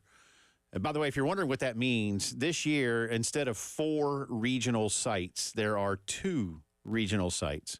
So there's but it's like 2 regions in one. So there's Albany 1 and 2, Portland 3 and 4, and that's how they're doing the Sweet 16. So right now, NC State leads Tennessee. Long way to go. It is 33-25 State, 7.5 to play, second quarter. State on a little bit of a run, too. Tennessee did have a little bit of an edge at the beginning of this quarter, and then NC State on a pretty good run right now. It's free throw, so they're up 8. NC State fans feeling it, man. I mean, they're into the Sweet 16. That was a heck of a game against Oakland. That was fun, man. DJ Burns has turned himself into a March legend. He's a star. I mean, he has become an absolute star. He's the guy. I think you and I were talking about this. He's the guy on your high school basketball team that plays basketball to stay in but he's like a lineman in football. But he's a great athlete, and he's like, oh, yeah, I'll play basketball. That's cool. Sure, coach. He's got some passing skills. Yeah, and he's got a mean jump hook, and proved he could hit a 3-pointer if needed to in the ACC championship game. But NC State is into the Sweet 16 on the men's side of things, but their women are getting it done right now too. So that'd be pretty cool for those 2 programs. Men's Sweet 16 again set the East region, Connecticut versus San Diego State. That'll be rematch Thursday. Yeah, how about that? And then Illinois and Iowa State. Great offense versus great defense. That'll be a fun clashing of styles. I'm torn on that one. On who you'd pick? For one thing, I had BYU beating Illinois, so I didn't have Illinois here, but I do like what Brad's doing. Iowa State is just – I think Iowa State, because it's Iowa State, I think they're the most unappreciated, not maybe both. Yeah. In this tournament. They're a 2 seed. Defensively, they're every bit as good as Houston is. And Houston gets all the love for being the best defense in the country. And by the numbers, they are, but not by much. Iowa State is 2, but we're talking, a fraction of percentage points here that separate them and Houston in terms of adjusted defensive efficiency. They are carbon copies of each other, yeah. And they're fun to watch. So watching Illinois' offense, which has been able to score on anybody and everybody in the last month and a half, and watching Iowa State's defense, who's been stopping everybody and forces a ridiculous amount of turnovers. That's going to be that's a fun basketball game right there. Illinois, in my opinion, and I can't tell you this is, I don't want to throw a blanket on them for the entire season, but I've been watching them a little bit, especially of late. And to use that word again, late, they seem to have an ability, not a knack or like something that goes wrong. They seem to have an ability to flip a switch. And it's almost as if Brad, for 30 minutes, sort of lets everything just happen, and then he'll see, and then it's like, go. Mm-hmm. And they do. They have 2 scorers who can, when they get hot, take over games between Marcus Damask and Terrence Shannon Jr. Like those guys, whenever they get hot and get going, they're the type of guys that can go on personal 10-0 runs. You know what I'm saying? Like, you can ISO for them if you need to, and they've got really good role players. I mean, Dane Danger that comes off the bench as a center was like the one-man wrecking crew in the last 10 minutes of the Morehead State game, because Morehead State and Illinois were neck and neck for 30 minutes, and then Illinois basically outscored them by 20-plus in the last 10 of that game. On the Smartability. On that same side of the bracket, but to the West Regional, which will be out in Los Angeles, North Carolina's taking on Alabama. Chapel Hill beating Michigan State the other day, a game that was tight for a bit. And Michigan State actually had an early, 10-point lead. And then I think North Carolina went on a 17-0 run or something just remarkable. Made some threes. R.J. Davis. So, yeah, Davis is great. And they were better than them. And over the course of time, obviously just pulled away from, a solid Michigan State team. But it's starting to feel like that's what Michigan State is now. They're going to be a 6, a 7, an 8, a 9. Like, Coach Izzo's not going to have like a 2 anymore. With 2-seed rosters. Yeah. This season was a really good roster for Michigan State, and they underachieved at a disgusting level. They didn't even deserve a 9, honestly. I think if you lose 14 games, you should automatically be considered a Dayton team. I don't care how hard your schedule is. I get it, and look at A&M, man, who was also in that same kind of boat. They were a 9, and they pushed Houston to the limit. We'll talk about that in just a second. But anyway, North Carolina gets Alabama. Bama, I don't want to say cruising in, but they score a lot. That Charleston game was a track meet, but Alabama was always going to win it. They were in control. And Charleston just scored 96 points. I know, right? To Bama's 109, but Bama beat Grand Canyon 72-61. Clemson yesterday, this game was nip and tuck more than the 8 points. I give Brad Brownell full credit for what his team is doing. Clemson is better than you think they are. They've just beaten a New Mexico team that most people thought was underseeded at 11. And really, Baylor finally made it a game. It looked for a bit as if the Tigers might be able to run away with this one. And if all you saw was an 8-point win, you go, all right, that was comfortable. It was not comfortable in the final few minutes. No. But then Baylor missed some big free throws and just changed the dynamic there late. I made that text to you last night, too. There might be some permanent watermarks in the FedEx Forum floor and some damage to that wood after the urine from both teams in that game, because Clemson had a hard time controlling the ball in the last couple minutes of that to give Baylor even a shot at getting in, and then Baylor completely gagging away at the free throw line. I mean, there was a time in that game for about 3 minutes where it seemed like neither team really wanted to win that game. Right. But here's the thing. It came down to free throws at the end, and Clemson's 52% free throw shooter and R.J. Godfrey hit 4 straight, and Baylor's Jacoby Walter, who's an 80+% free throw shooter, who will be an NBA lottery pick in the summer's NBA draft, missed. Well, he was 5 for 11, missed 6 free throws, 2 of them coming when you could have tied the game in the last 30 seconds with P.J. Hall fouling out. That was brutal. That was brutal. Sometimes, it doesn't matter what the percentages are.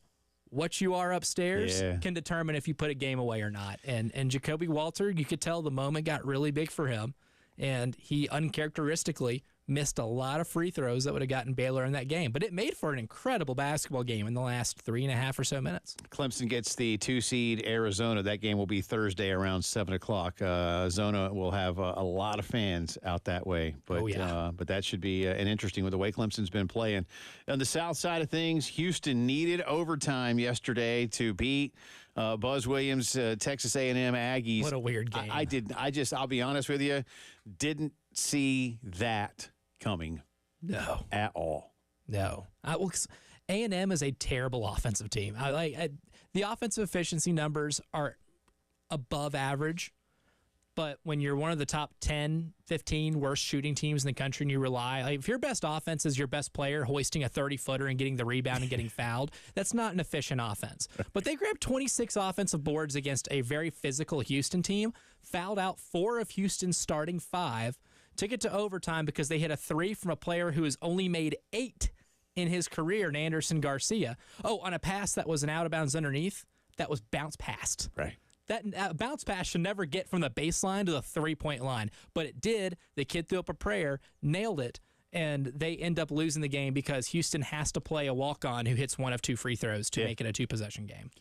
It was weird. 100-95. Kelvin knows that he survived that one. For their troubles, they get Duke, who has not had an issue at all so far in this tournament. Again, James Madison's Mark Byington has now resigned to take the Vanderbilt job. That happened a little while ago.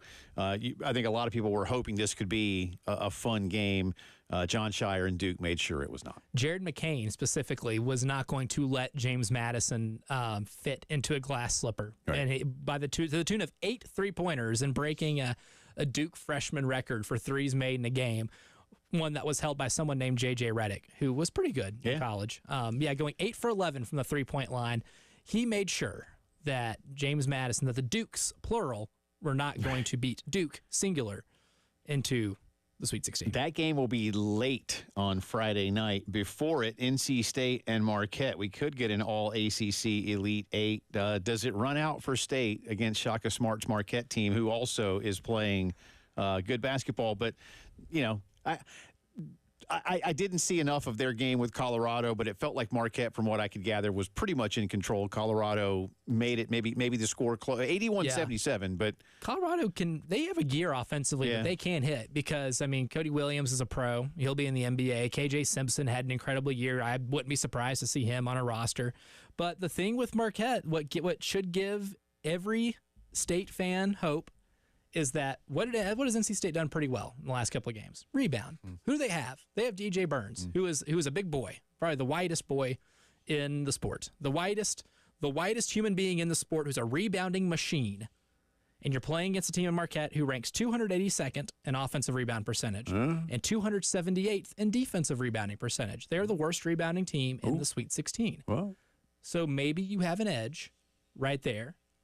Tyler Kolek, still battling a very painful oblique injury, but he has gone for 20-plus and 10-plus assists in his first 2 games.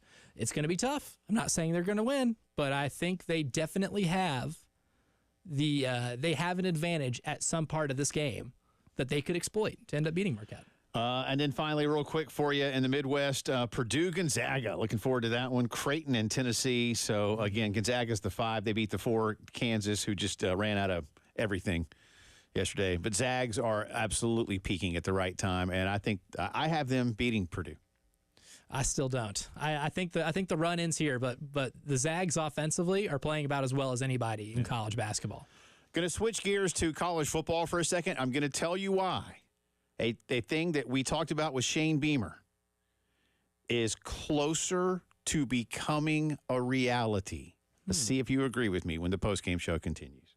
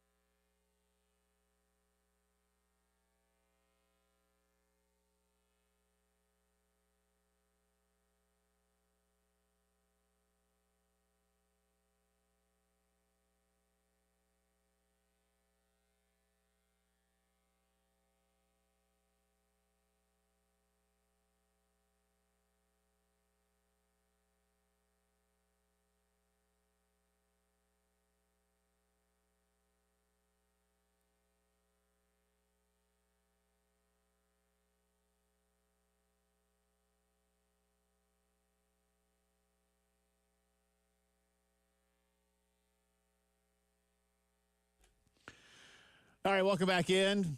We do have headlines of the day coming up for you. We'll, industry term, re-rack a little bit of our interview with Mark Kingston after the weekend sweep of the Vanderbilt Commodores. Don't even have to effort it. It's already there. We already got it. Look at that. Look at that. So many industry terms. We will also be giving you a chance in a little while because Josh Yellman told us to.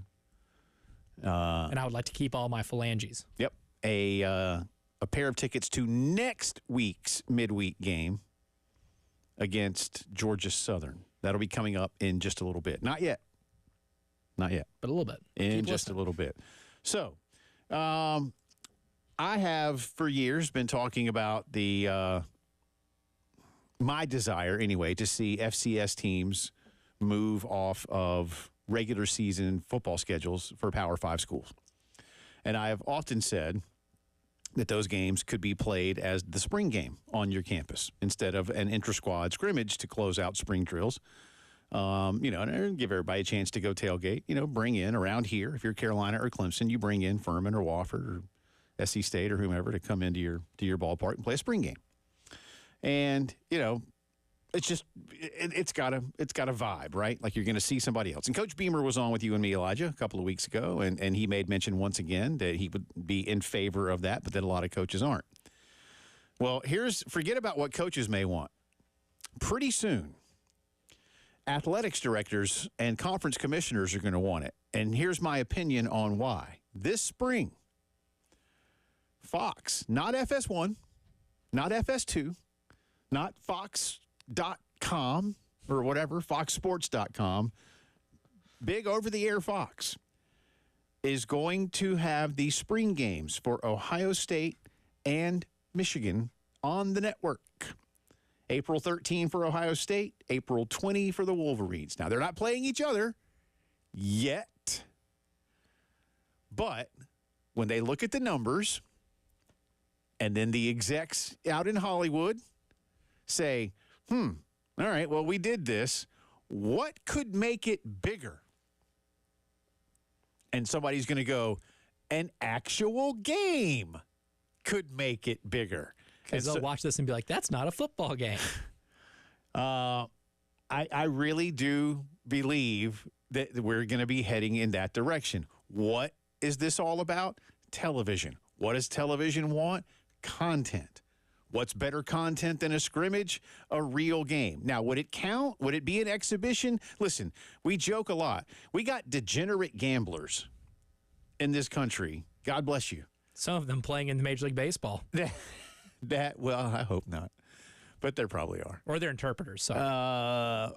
We got people that will bet money on, like, the Hall of Fame game in Canton. It's your Cleveland Browns against the Seattle Seahawks. And nobody you've heard of. Seahawks -4. Over-under set at 21.5. Right. I'll take the under. No, but the point is, I know it's the NFL, but people want to watch it. More people would tune in if Ohio State were playing Youngstown State. Mm-hmm. I think so. Right? And then you'd have a faction of Youngstown State fans that would take that game very, very seriously with their alumni, maybe all across the country, maybe in the borders of Ohio, that'd be really interested and will watch it because it is so accessible. Where for years, spring games have been on demand or not even televised live. Well, sometimes. they're putting them on. Now they're on again, I'm sure these spring games have been SEC on, Network Plus. Yeah, or on the Big Ten Network. And a lot of the SEC spring games are on the SEC Network, and that's cool. But it's during baseball season, so you got to find ways to fit them in and things like that. And same thing with the Big Ten Network, where baseball isn't nearly as popular as it is down here. But that's my prediction, that again, Big Fox is going to put the Ohio State and Michigan spring games on television on a Saturday in April. They won't do big numbers, and I'm not predicting big numbers. I'm just predicting that in order to get bigger numbers, they're going to ask themselves the question, how do we make this bigger? And the answer is going to be an exhibition game against somebody else. Now, could you get Ohio State to commit to playing, and I'm just going to throw out Kansas State in April? Nah, I don't think you go that far with it. No. I don't. Even if you put in rules for no blitzing, quarterbacks in a yellow jersey, no kickoffs, no punt returns, We talked about that, ways to mitigate spring injury. But I think we're going to head this way. I think this is going to be, I hope I'm right. It's just a prediction for me. But when I saw that this morning, I was like, oh, okay. You're going to put it on the network, huh? That's one step in the direction. They don't put things on the network for people not to watch it. That's a good point. People will. I mean, you want to put it, way down the line on your internet streaming thing? Okay. That's cool.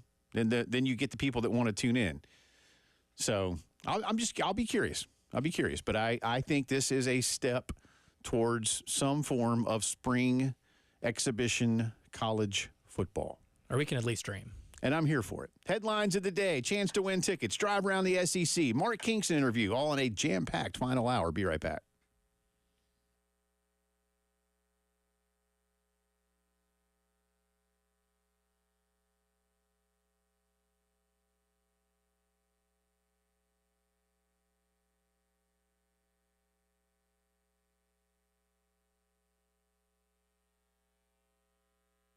I tell you so much about what AAA Heating and Air does for you and your family to stay nice and comfortable all year long. The heat in the cold months and the AC, of course, and what's to come here across the Midlands. So you know all about that. And if it is time for you to get your system checked out, they're ready to help you out, or a brand new system, 12 months, no interest, no payments till next year. They'll help you out with the budget. But did you also know that AAA now provides professional and residential electrical services, things like panel upgrades, lighting installation, including decorative lighting all around the house, and generator installation. They can repair all those things, too, if you've already got them and they're not working well. You need to log on to call AAAtoday.com or give them a shout at 803-677-1500. Tell them what you're looking for, whether it's HVAC, whether it's electrical, whether you even want to work for them, because they're looking for great people at AAA Heating and Air. Call AAAtoday.com, 803-677-1500. Tell them Jay Phillips sent you, and stay comfortable with AAA Heating and Air.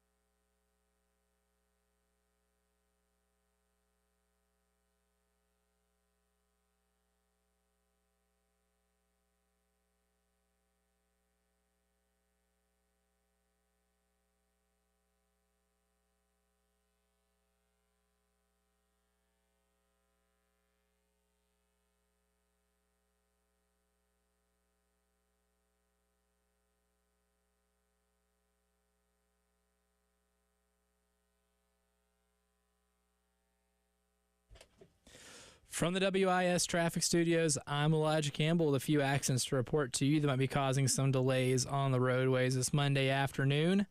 Had a couple more pop up here in the last hour. We'll start in Richland County. An accident has been reported at Hazelwood Road at Garner's Ferry Road, one on I-126 at Assembly Street, and then one on Reimer Pond Road at Wilson Boulevard. In Lexington County, we have a pair of accidents that are causing some traffic backup, and we'll start with one at St. Andrews Road at Bush River Road. And lastly, one that has caused some traffic delay for about the last hour or so is an accident that happened over at US 378 near Charter Oak Road and St. Peters Road.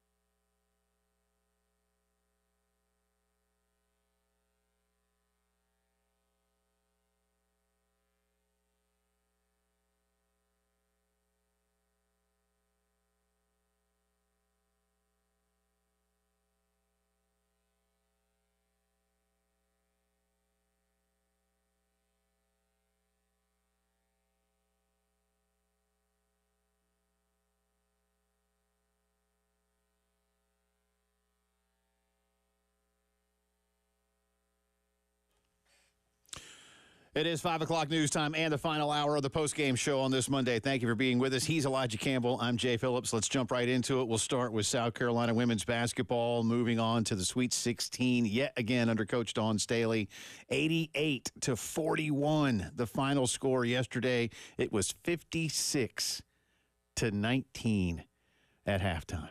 56-19. South Carolina held the Tar Heels to under 24% shooting from the floor. They had 13 steals to North Carolina's 4. South Carolina, meanwhile, shot better than 45% from the floor and from three-point range, made about 80% of their free throws as well, and out-rebounded North Carolina yesterday 54-33. South Carolina had 5 double-digit scorers. They were Ashlyn Watkins and Camila Cardoso, starters. Off the bench, Chloe Kitts had 12. Malaysia Fulwiley had 20. She led all scorers in this ball game, I might add. And Tessa Johnson had 11 for South Carolina. The only Gamecock that played that did not score was Walker, who played just 5 minutes yesterday. Sakima did not get a point on the board, but she did contribute in her limited opportunity. South Carolina now awaits the winner of Oklahoma and Indiana. They will play tonight in Bloomington. Coach Dawn was asked in postgame if that first half performance against the Heels was the best her team, undefeated of course, has played all year. I don't know. We haven't played like that in a super long time, and we actually were talking about that in the coaches' locker room. Like, we haven't played well all together. Like, every single one of our players made an impact coming into the game, and we needed a performance like this. And hopefully, playing this good of a basketball can be contagious throughout the rest of the way. I thought we did a great job of just being aggressive on both sides of the basketball, just locking in to make sure that this wouldn't be our last game. And it was not their last game. So there is, again, a little bit more to get to on this one. Again, Carolina will wait the winner of Oklahoma and Indiana. And I'm going to toss it to Elijah Campbell with breaking news. This is on 3 right now. I'm just now seeing this. This is from Joe Tipton reporting this on 3. And you can find this, obviously, Gamecock Central. The headline reads, South Carolina guard Meechie Johnson to enter the transfer portal. Oh. Well, that's a bummer. That is a bummer. Quote, this is from Joe Tipton. South Carolina's leading scorer, Meechie Johnson, will enter the transfer portal. He told On3, the 6'2" junior guard, averaged 14.1 points, 4.1 rebounds, and 2.9 assists per game this season. Quote, first, I'd like to thank God for all the opportunities he's allowed me to have, and also my family and friends who have been there for me throughout this long journey, Johnson said in a statement to On3. Second, I want to thank the entire coaching staff, strength coaches, trainers, alumni, and professors for contributing to me having a wonderful experience while attending USC. Gamecock Nation will always have a place in my heart. All right. We'll also be apparently considering testing the NBA draft waters. So as of now, the first player from the Gamecocks has entered the transfer portal now that the season has concluded. We knew he would test the NBA. I don't know how much of a possibility that is for him. We'll see. Is he ready to go make money playing in Europe if the NBA doesn't work out? You know, you can certainly get some NIL deals. Does he want to go back closer to home? I don't know that he goes back to Ohio State, being from the greater Cleveland area, but yeah, who knows? I can't say. Nothing surprises me anymore.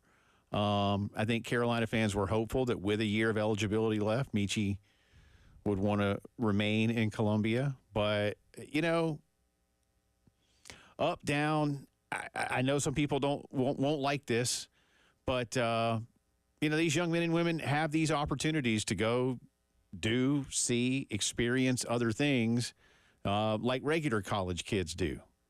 And while you might want more stability, and some people are people that will settle in on one thing, you don't have to anymore. So you wish him the best. I would imagine that he's had a nice conversation with Lamont and the staff.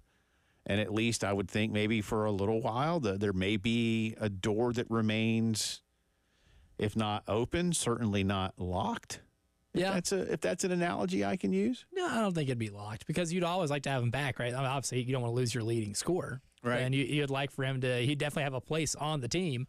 It was, I mean, he had a really good year this year. Second team All SEC. I'm sure that has attracted the likes of some other, big name Power 5 schools. But I don't know if he would be able to get drafted this year. I wouldn't see it. I don't foresee that at all. But I mean, the G League presents really good opportunities to develop and advance your game to the point where you can maybe contribute to an NBA team in a year or two. But I don't foresee that for him right now. So, I mean, with him entering his name in the transfer portal, I have a feeling we'll just be seeing him in a different uniform next season. Yeah, I would think so, too. And I don't know where he is from a graduation standpoint. Once you graduate, you don't have as much of a course load that's put on you when you're in graduate school and playing basketball still with eligibility left. So I'm not going to – I don't know. I honestly don't know where he is right now with his degree or anything like that. We'll see. And again, is the door shut completely on that one? I'd like to, again, my gut tells me that just a change of scenery is, something that he'd like to do. You look at a guy like Talon Cooper, who played for 3 schools. I mean, a bunch of these guys, BJ Mack played for 3 schools. This is where we are. And I'm not here to say I hate it like the way some people are. I'm not going to say I love it. But I get it. And like I say, the average college student, should he or she want to transfer multiple times, can. And as we've talked about a bunch, y'all, for far too long, the NCAA was breaking the laws of the United States according to the courts. It's not an opinion of people on the radio or of these kids' parents. This is the opinion of multiple federal judges across the country. Including the highest court. Including the highest court in the land. That you are breaking antitrust law at every step of the way. So go get what you can get. Go do what you can do. Go be who you can be. That's what America's all about to me. Mm-hmm. I'm dead serious. I don't mean to sound all jingoistic, but why is it that the one place where a lot of Americans are looking and going, well, you can't have that, is college athletics, when everybody else can have it whenever they want it. If you or I want to go get another job, any of you listening want to go get another job, you want to go buy a new house, you want to move to another town, and you want to transfer to another school, if you're a music major or a pre-med major or whatever, you can. But God forbid if you play sports, you can't leave. Why? Because it's my team. I get that. Encourage them to stay, sure. Yeah, and I get being bummed out. Yeah, she's a good player. I get the disappointment, but I also understand if this is no information that I've gotten, but say Kansas calls, right, and you have a chance to play for Bill Self at Fog Allen Fieldhouse. You know what? I may like a place a lot. I may love it. It may feel like home. But if something like that comes up, right, I would be kicking myself in the future if I didn't at least see it through. I agree 100%. And if I may, look, I know Carolina had a great year and finished in the top 20 and finished second in the conference and made the tournament for the first time in a while. And follow me here with my, educational system logic. If you can graduate yourself, almost matriculate either word you want to use into something that's even bigger, whether it was a Kansas or not. I mean, what if it's, again, I don't know, Marquette? Yeah. I don't know. Up the road in Chapel Hill. I don't know. But if there is an opportunity, or again, if it's just to go get paid, maybe he doesn't want to be in school anymore. I don't know. But you enter the portal because it allows you to have the options that are there to explore those things. We'll see. Good luck to Michi. And he's a fun guy, man. Yeah, he's been in here a few times. He's a fun guy. He is, and he's an insightful young man. I don't like calling him a young man. I'm only, I'm not that much older than him, but he's an insightful dude. I've enjoyed talking to him this year. I've enjoyed getting to. Don't worry, I'm just rubbing off on you. That's all. That's right. I know it's infectious. This is, but I've enjoyed my interactions with him. I think he's going to be successful wherever he goes, and I have a really good feeling he will have his pick of the litter when it comes to schools this upcoming season. Yeah. So take advantage of what you have.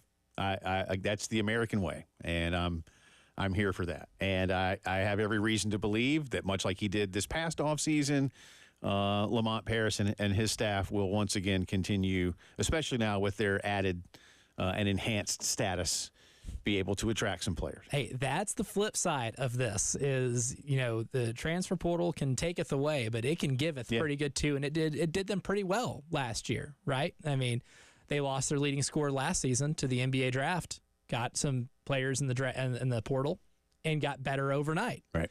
Not to say that Michi's, is completely replaceable, but 14 points a game, you can find in the transfer portal. Yeah. You can absolutely find. Or you could find in the high school ranks. They got a pretty good scorer who's going to be a true freshman this upcoming year.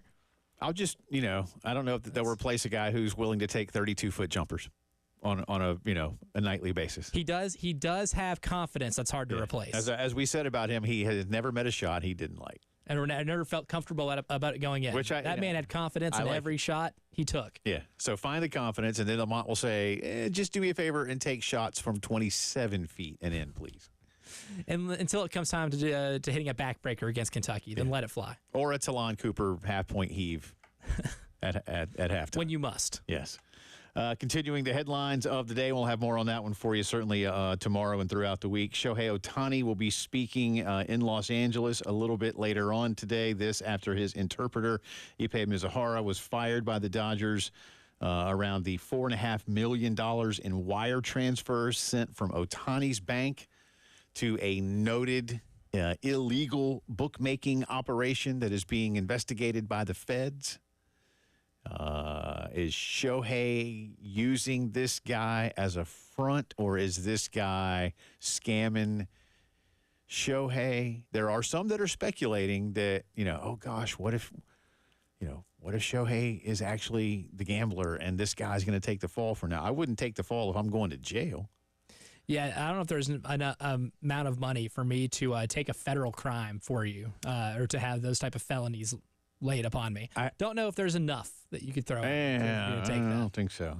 You better take care of me pretty good for the rest of my life. I heard Mike Florio say on his show that, there's probably guys in the NFL, how do you investigate this? But, with the ease now of sports gambling relative to the old days, legal sports gambling, how many multi-million-dollar athletes might be using friends and or family to place their bets?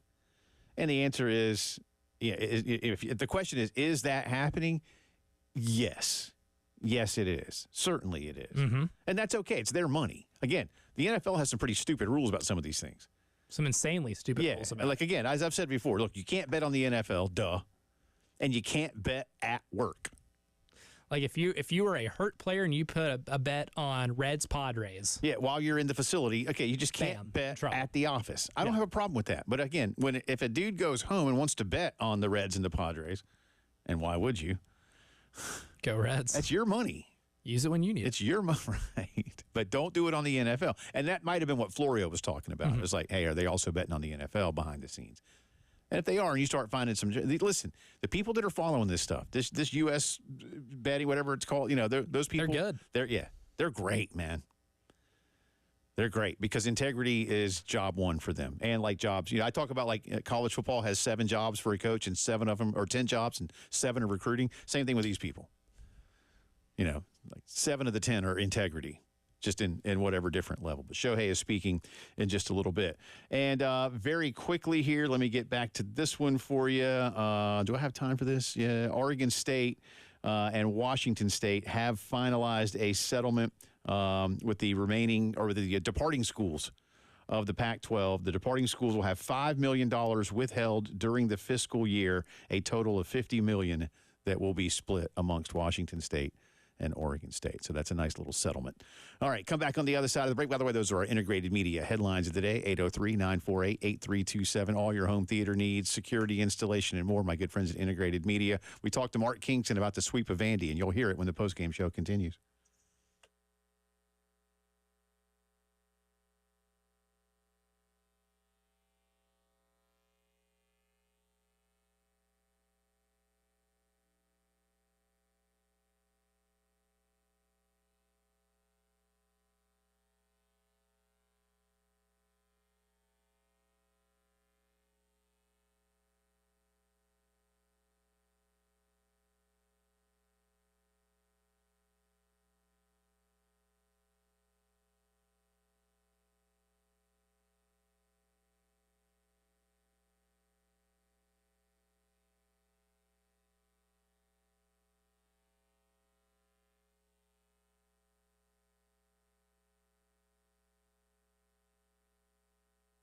Tell you a lot about Pete Ale Wine Pool and Spa. Of course, they can build a pool in your backyard if you don't have one already, but a lot of you already do have a swimming pool. They don't just build them. They're here to service existing ones as well.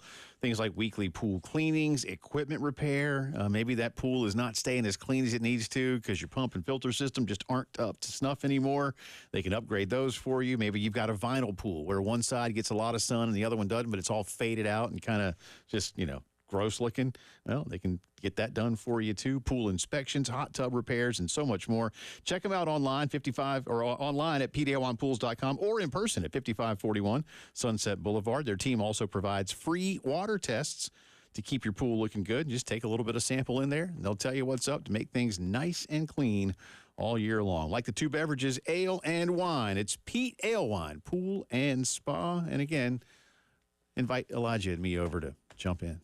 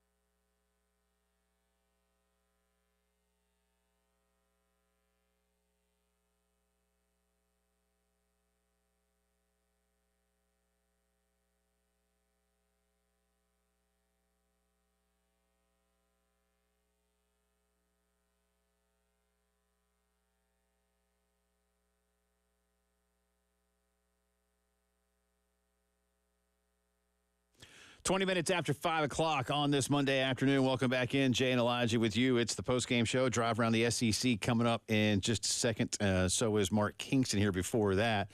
Speaking of Mark Kingston, before we get into this, if you would like to go see his Gamecocks take on Georgia Southern next week, that's next Wednesday, all right, about a week and a half away, call us right now, 803-404 6100. And Elijah will hook you up with a pair of tickets to the Gamecocks and Georgia Southern, again, next week over at Founders Park. In the meantime, we had Mark on today. Full interview was up at 1075thegame.com or on the app, but this is a portion of it.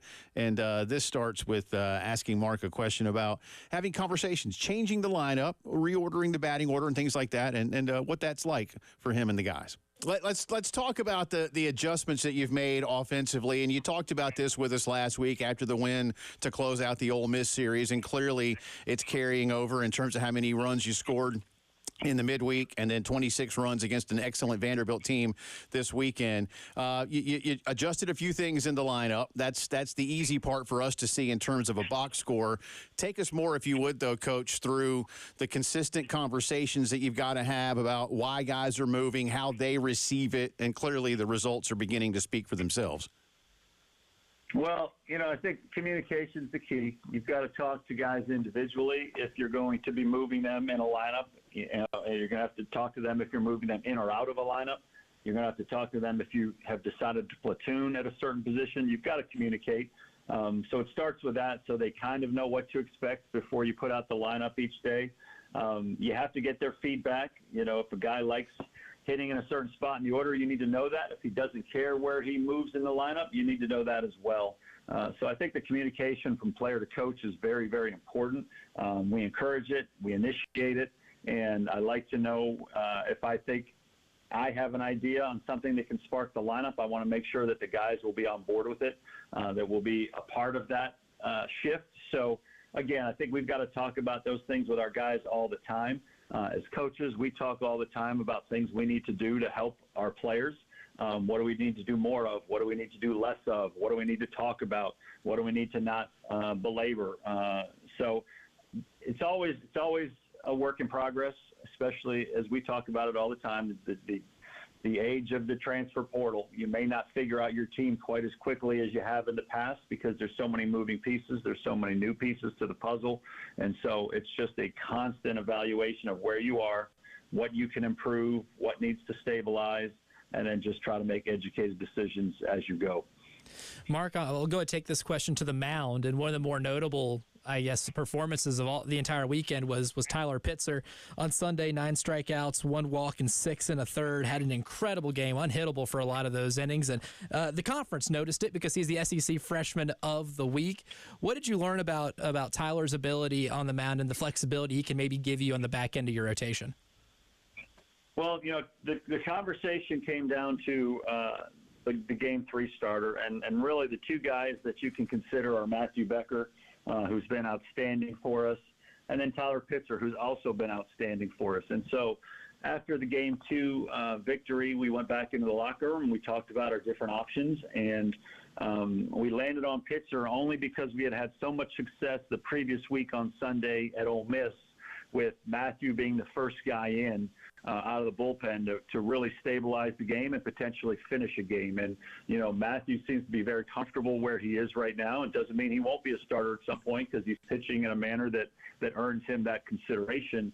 But what we decided to do was go with the righty like we did last week. Last week it was Roman. This week we went with Pitzer for a couple reasons. Number one, we like how it looked last week, and it was successful, and it really started our kind of a really nice springboard for us.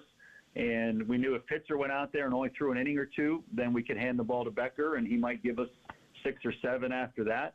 Or if Pitzer came out and did what he did, then whenever we brought him out, whether it was the 5th, 6th, or 7th, then Matthew Becker would have a chance to finish the game because he's been so good for us. So we thought that made the most sense for yesterday's contest, and turned out to be really good because Pitzer took that opportunity and ran with it. And, SEC Pitcher of the Week, I believe. So it just gives us another option to look at. And again, what Matt Williams is doing a really nice job with our pitchers, and we've got a lot of guys that we can consider in different places. Eli Jones also had a big start for you in Game 1. Mark was perfect for a bit there. SQ struggled. His numbers aren't terrible. 3 innings, just the 1 earned run, but he had a walk and a hit by pitch. Ty Good, I thought, was really nice behind him. Is there any, I don't want to say issue there, but are you With Becker, with Pitzer, and you've got some rotation flexibility now. Are those questions that are still out there maybe a bit unanswered, or will Dylan just chalk it up to a day where he maybe didn't have everything you were looking for? Well, we're going to continue to evaluate everything as we go. But one thing I do know is that we basically have, if you're looking at Pitzer, SQ, and Jones as your weekend starters, those guys are all sinker ballers with good velocity, but sinker ballers. And what you hope is that they can get a lot of quick outs, a lot of ground balls, and then you hand the ball off to your bullpen, and it's a lot of strikeout guys. And Good is a strikeout guy, and Beach is a strikeout guy, and Becker is a strikeout guy, and Gainey's a strikeout guy, and on and on. And so ideally, that's a really nice way to set up a pitching staff, because you want strikeout guys for the last 3 to 4 innings of a ball game, because that's when it takes some bad luck out of the equation for you. So if you're striking out over a guy an inning, that's only 2 outs that a team has to work with in terms of a bloop being able to fall in against you, or a ground ball having eyes getting through. So, ideally you have your sinker ball guys starting games, getting you to the 5th or 6th, and then you hand it over to your strikeout guys where you can minimize bad luck against you. So, that's kind of a way we like to do it, but everything is always under consideration as we go, because if we think there's a way to make things better, we'll always look at that as well. Couple more minutes here with Gamecock baseball coach Mark Kingston. How big was the 6-4-3 double play game 2 on Saturday, not just in terms of the moment, but maybe in terms of sort of propelling the team for the rest of the weekend? It flipped the whole game, no question about it. It was a huge play. It was a 3-1 game at the time. That was getting ready to make it a 4-1 game, and with still more potential for damage as we spoke. And Tippett, incredibly athletic range play, going up the middle, flipped the ball to Parker, and he completed the double play. And then the next inning, we scored multiple runs and took the game over. So for me, that was by far the most key moment in that ball game. And again, it's great to have a shortstop. Tippett's struggling some with the bat, but there's no mistaking the high-level defense he is playing out at shortstop for us right now, both in terms of consistency, but also range. That type of a range play is not made by many people. So not only did he have the range and athleticism to get there, but he made the catch. He turned the ball over to Parker, and we turned that double play. And there's no doubt it changed the entire momentum of that game. Another big weekend from Ethan Petry, too. 5 for 8, 6 RBI, 5 walks, and 2 home runs. I don't know if you can get much better than that against a pitching staff like Vanderbilt. But what kind of gear is he hitting right now? Well, he's becoming Ethan Petry. Again, he's, for a guy that hasn't quite hit on all cylinders yet, this year, he still is hitting well over 300 with close to double-digit homers, and we're not even at the halfway point. So it's just we all have such a high expectations and standard for Ethan, and he's really starting to hit his groove again. I think over the last, I would say, 5-6 games. And again, when him and Cole Messina play like they can and like they usually do, it just makes us a really good baseball team. It just does. It's just the way it works. When your best players play their best, that's when you have a chance to beat anybody. And this weekend, you saw Messina and Petry at their best, and we had a dominant performance all weekend.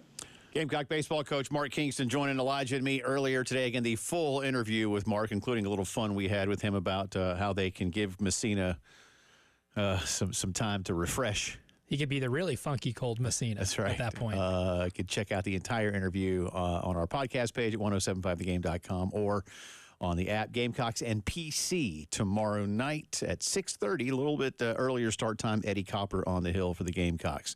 Drive around the SEC on the other side of the break. You are listening to the Postgame Show.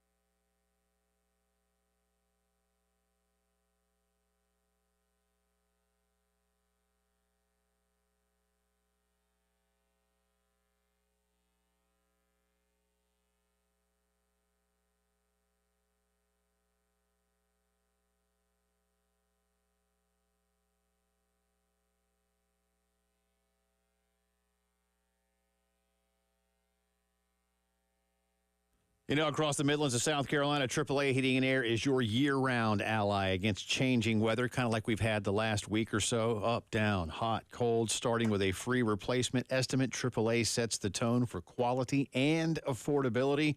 Let their expert team make certain that your home is always nice and comfortable. And with guaranteed financing, this is more accessible than ever. Plus, they've got 12 months, no payments or interest throughout 2024. You couple that with a 15-year parts and labor warranty.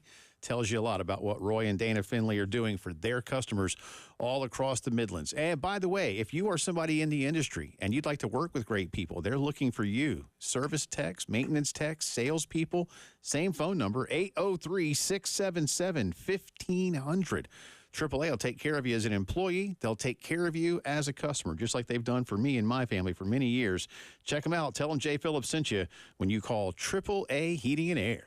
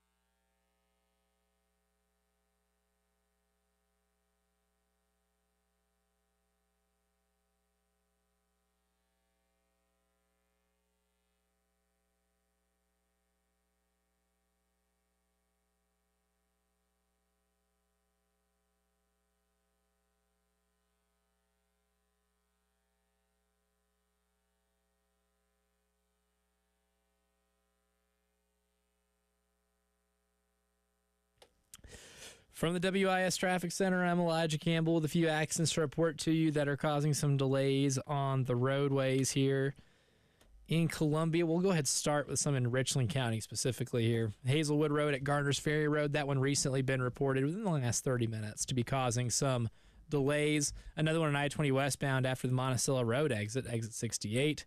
Another one recently that's been reported in the last 25 to 30 minutes, one on I-126 at Assembly Street. One on Reimer Pond Road at Wilson Boulevard, and lastly here in the county at US 176 near Broad River Road at I-20. One accident to report in Lexington County, that is at St. Andrews Road at Bush River Road.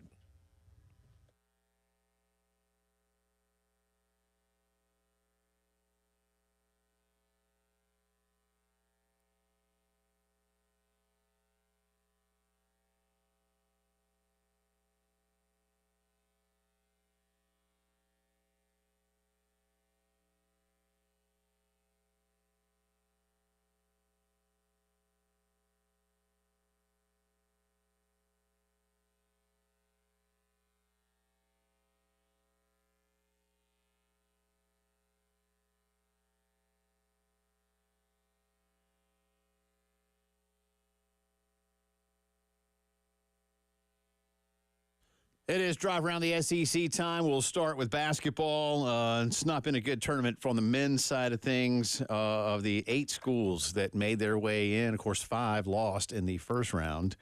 A&M was beaten last night by Houston, Tennessee, and Alabama, the only ones still alive. And again, the biggest upset of the tournament. Yes, it's my opinion, is Auburn's loss to Yale. That has nothing to do with Yale directly.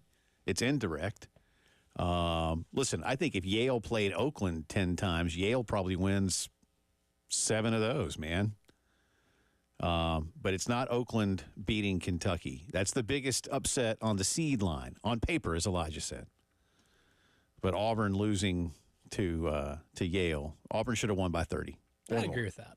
Or more. I agree with that. That's one where, as good as Auburn's played, especially against non-quad 1 games, all their losses this season came in the first quadrant. Right. Which means all their games outside of that, they won and have won by double figures. No team has handled business against teams they're supposed to beat this year quite like Auburn.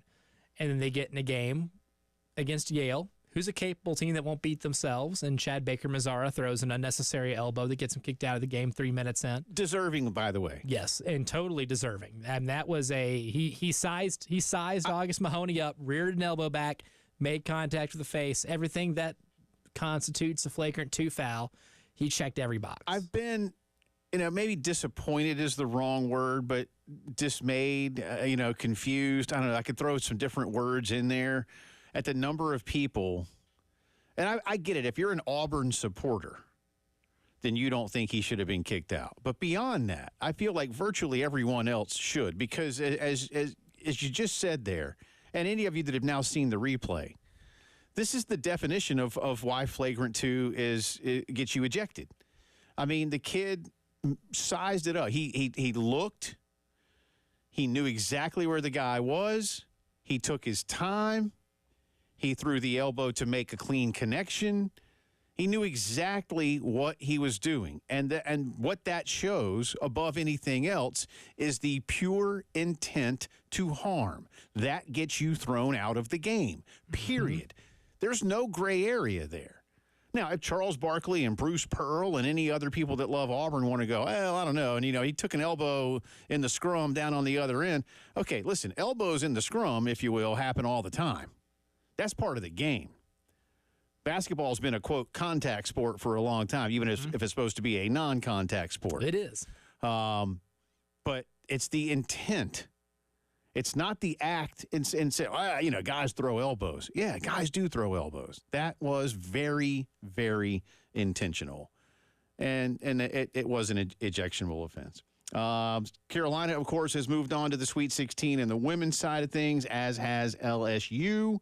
And I believe, if I'm not mistaken, Tennessee is the only other team still alive, and they are losing as we speak to NC State. But Tennessee was down double digits a few minutes ago. They're under 4, and it's NC State 65-63. They are in a timeout right now, so we may have a final for that one before we leave the air. So there could be 3 moving along on the women's side. We shall see. The baseball weekend, South Carolina, of course, sweeping the Vanderbilt Commodores. I'll give you the standings in just a second, but the Gamecocks improved to 19-5, 4-2 in conference play. They're up to number 18 in the D1 baseball poll, and we just heard from Coach Mark Kingston.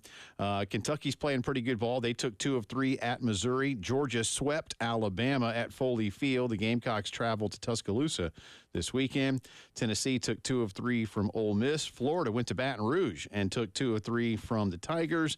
A&M takes 2 of 3 from State in College Station, and Auburn avoided a sweep by winning Game 3 against an excellent Arkansas team, but the Hogs take that series 2-1 as it stands right now. Of course, very early in conference play. We're 20% of the way through the season. Math. Long way to go. Kentucky leads the East. Again, 5-1. Carolina and Florida are 4-2. Georgia, Tennessee, Vandy, 3-3. Missouri is 1-5 out west. Arkansas, again, got their first loss in conference play at Auburn yesterday, but they are 5-1. A&M, State, Ole Miss, 3-3. LSU, Alabama, 2-4. And Auburn getting their first win of the conference season. They are 1-5. 5. So that's what happened around there. And again, congratulations to South Carolina's Tyler Pitzer. He was named the SEC Freshman of the Week for his performance yesterday against Vanderbilt. Kid was dealing, man. He was absolutely dealing yesterday. He got 2 wins. He also got the win, by the way, in the midweek game. 2 wins in 1 week? Yeah. I mean, so he's 4-0 with a .48. You heard me right. A .48. In his first start of the season and in his career yesterday, struck out 9, 3 hits, 2 unearned, 1 walk as Carolina beat Vandy yesterday. So congratulations to Tyler Pitzer.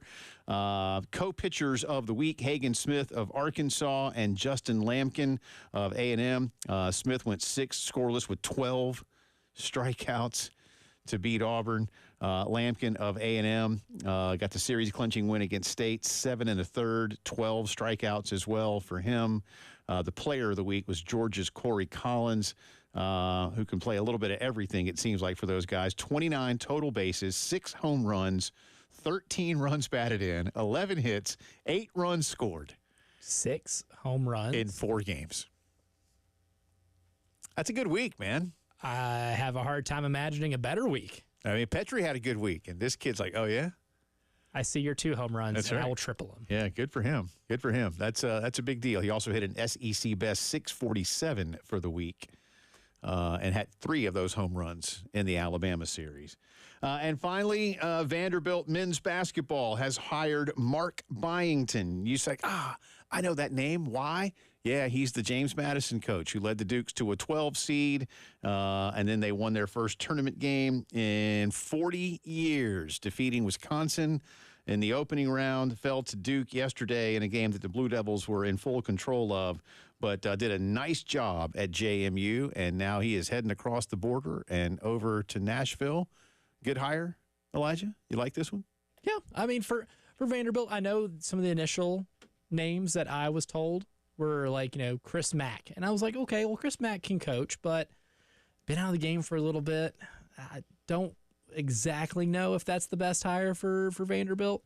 Byington's won tough leagues with the Sun Belt. Winning 30-plus games for any team is really difficult. I would grade it as a B initially. I think it's a B. I don't want to say home run hire because I'd like to see them him string a couple of good years together, but he built a pretty good roster, a lot of it through the transfer portal at JMU.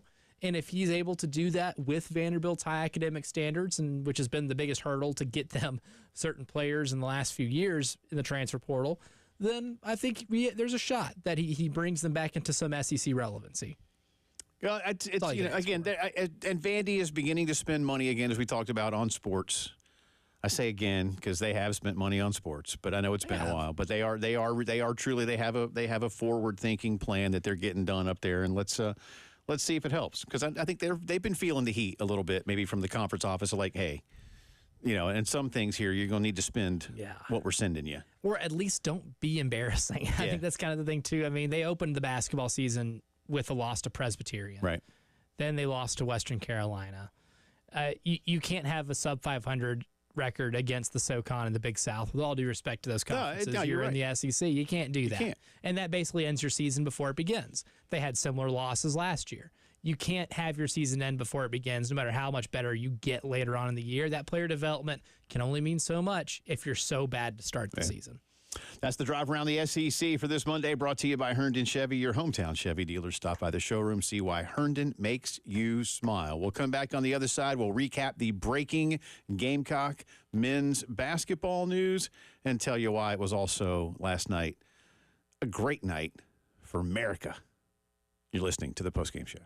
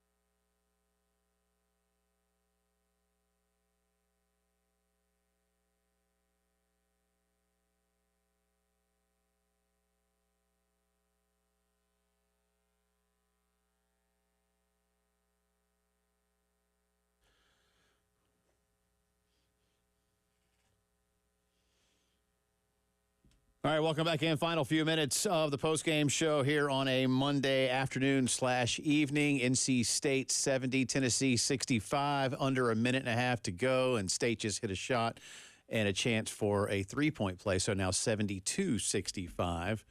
NC State, of course, looking to advance into the Sweet 16, and if Tennessee can win, that'll be 3 SEC teams in the Sweet 16. If not, it'll just be Carolina and LSU. The Gamecocks, by the way, await the winner of tonight's game in Bloomington between Indiana and Oklahoma, and we don't know when they will play them.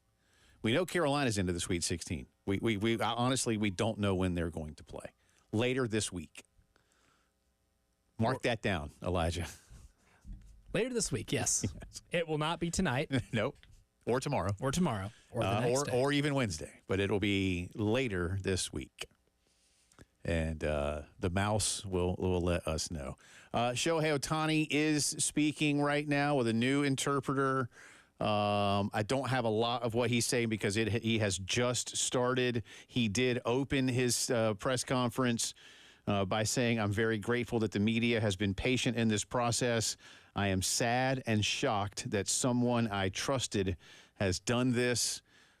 This, of course, being now what he and his people say is the theft of more than $4 million to pay gambling debts. His former interpreter and very close friend has done this, so they say, allegedly. After changing their story. After changing the story. And I just wonder if he was trying to help his buddy, and then they were like, yeah, dude. You can't do that because this is a federal thing. And because as we've talked about before, and I'm not going to dwell on this, but, when the feds go public with things like this, it's because they've already got you. Now, not necessarily Shohei, but certainly this bookmaker. Mm-hmm. They've had the bookmaker apparently in their crosshairs for a long time. For a while. Yeah. So they build cases on you. Shohei is speaking now, and there'll be more of that. He said Ipe, that's his buddy, has been stealing money from my account and has told lies, amongst other statements. So they're coming out sort of piece by piece at this point. Congratulations to all Americans. Last night, United States beat Mexico 2-0, 11th time that score line has been out there. They won the third consecutive Nations League final here in our part of the world. Now real tournaments begin, Elijah. Copa America this year. I'm excited. That's a big one. World Cup in 2 years. But it's always fun to beat your rival. Especially for a trophy. Yeah. Man, when with awards on the line, yeah. When America scored last night for their second goal with Gio Reyna, man, they were getting beer thrown on them and food thrown on them. That's one of the best times to ever have that kind of stuff thrown on you. I don't know. Mexican soccer fans, I guess, are like LSU football fans. They just don't like you, and they'll let you know it. And they'll let you know they smell like corn dogs. As the old adage used to. But the Mexican soccer fans in that corner were not happy that Gio Reyna scored on them. Nope, not at all. But again, it is. It's like you go to LSU and you score in one of those end zones, man, and LSU fans are going to throw whatever they got. You'll take a bourbon and corn dog bath. So there's that for you. But way to go.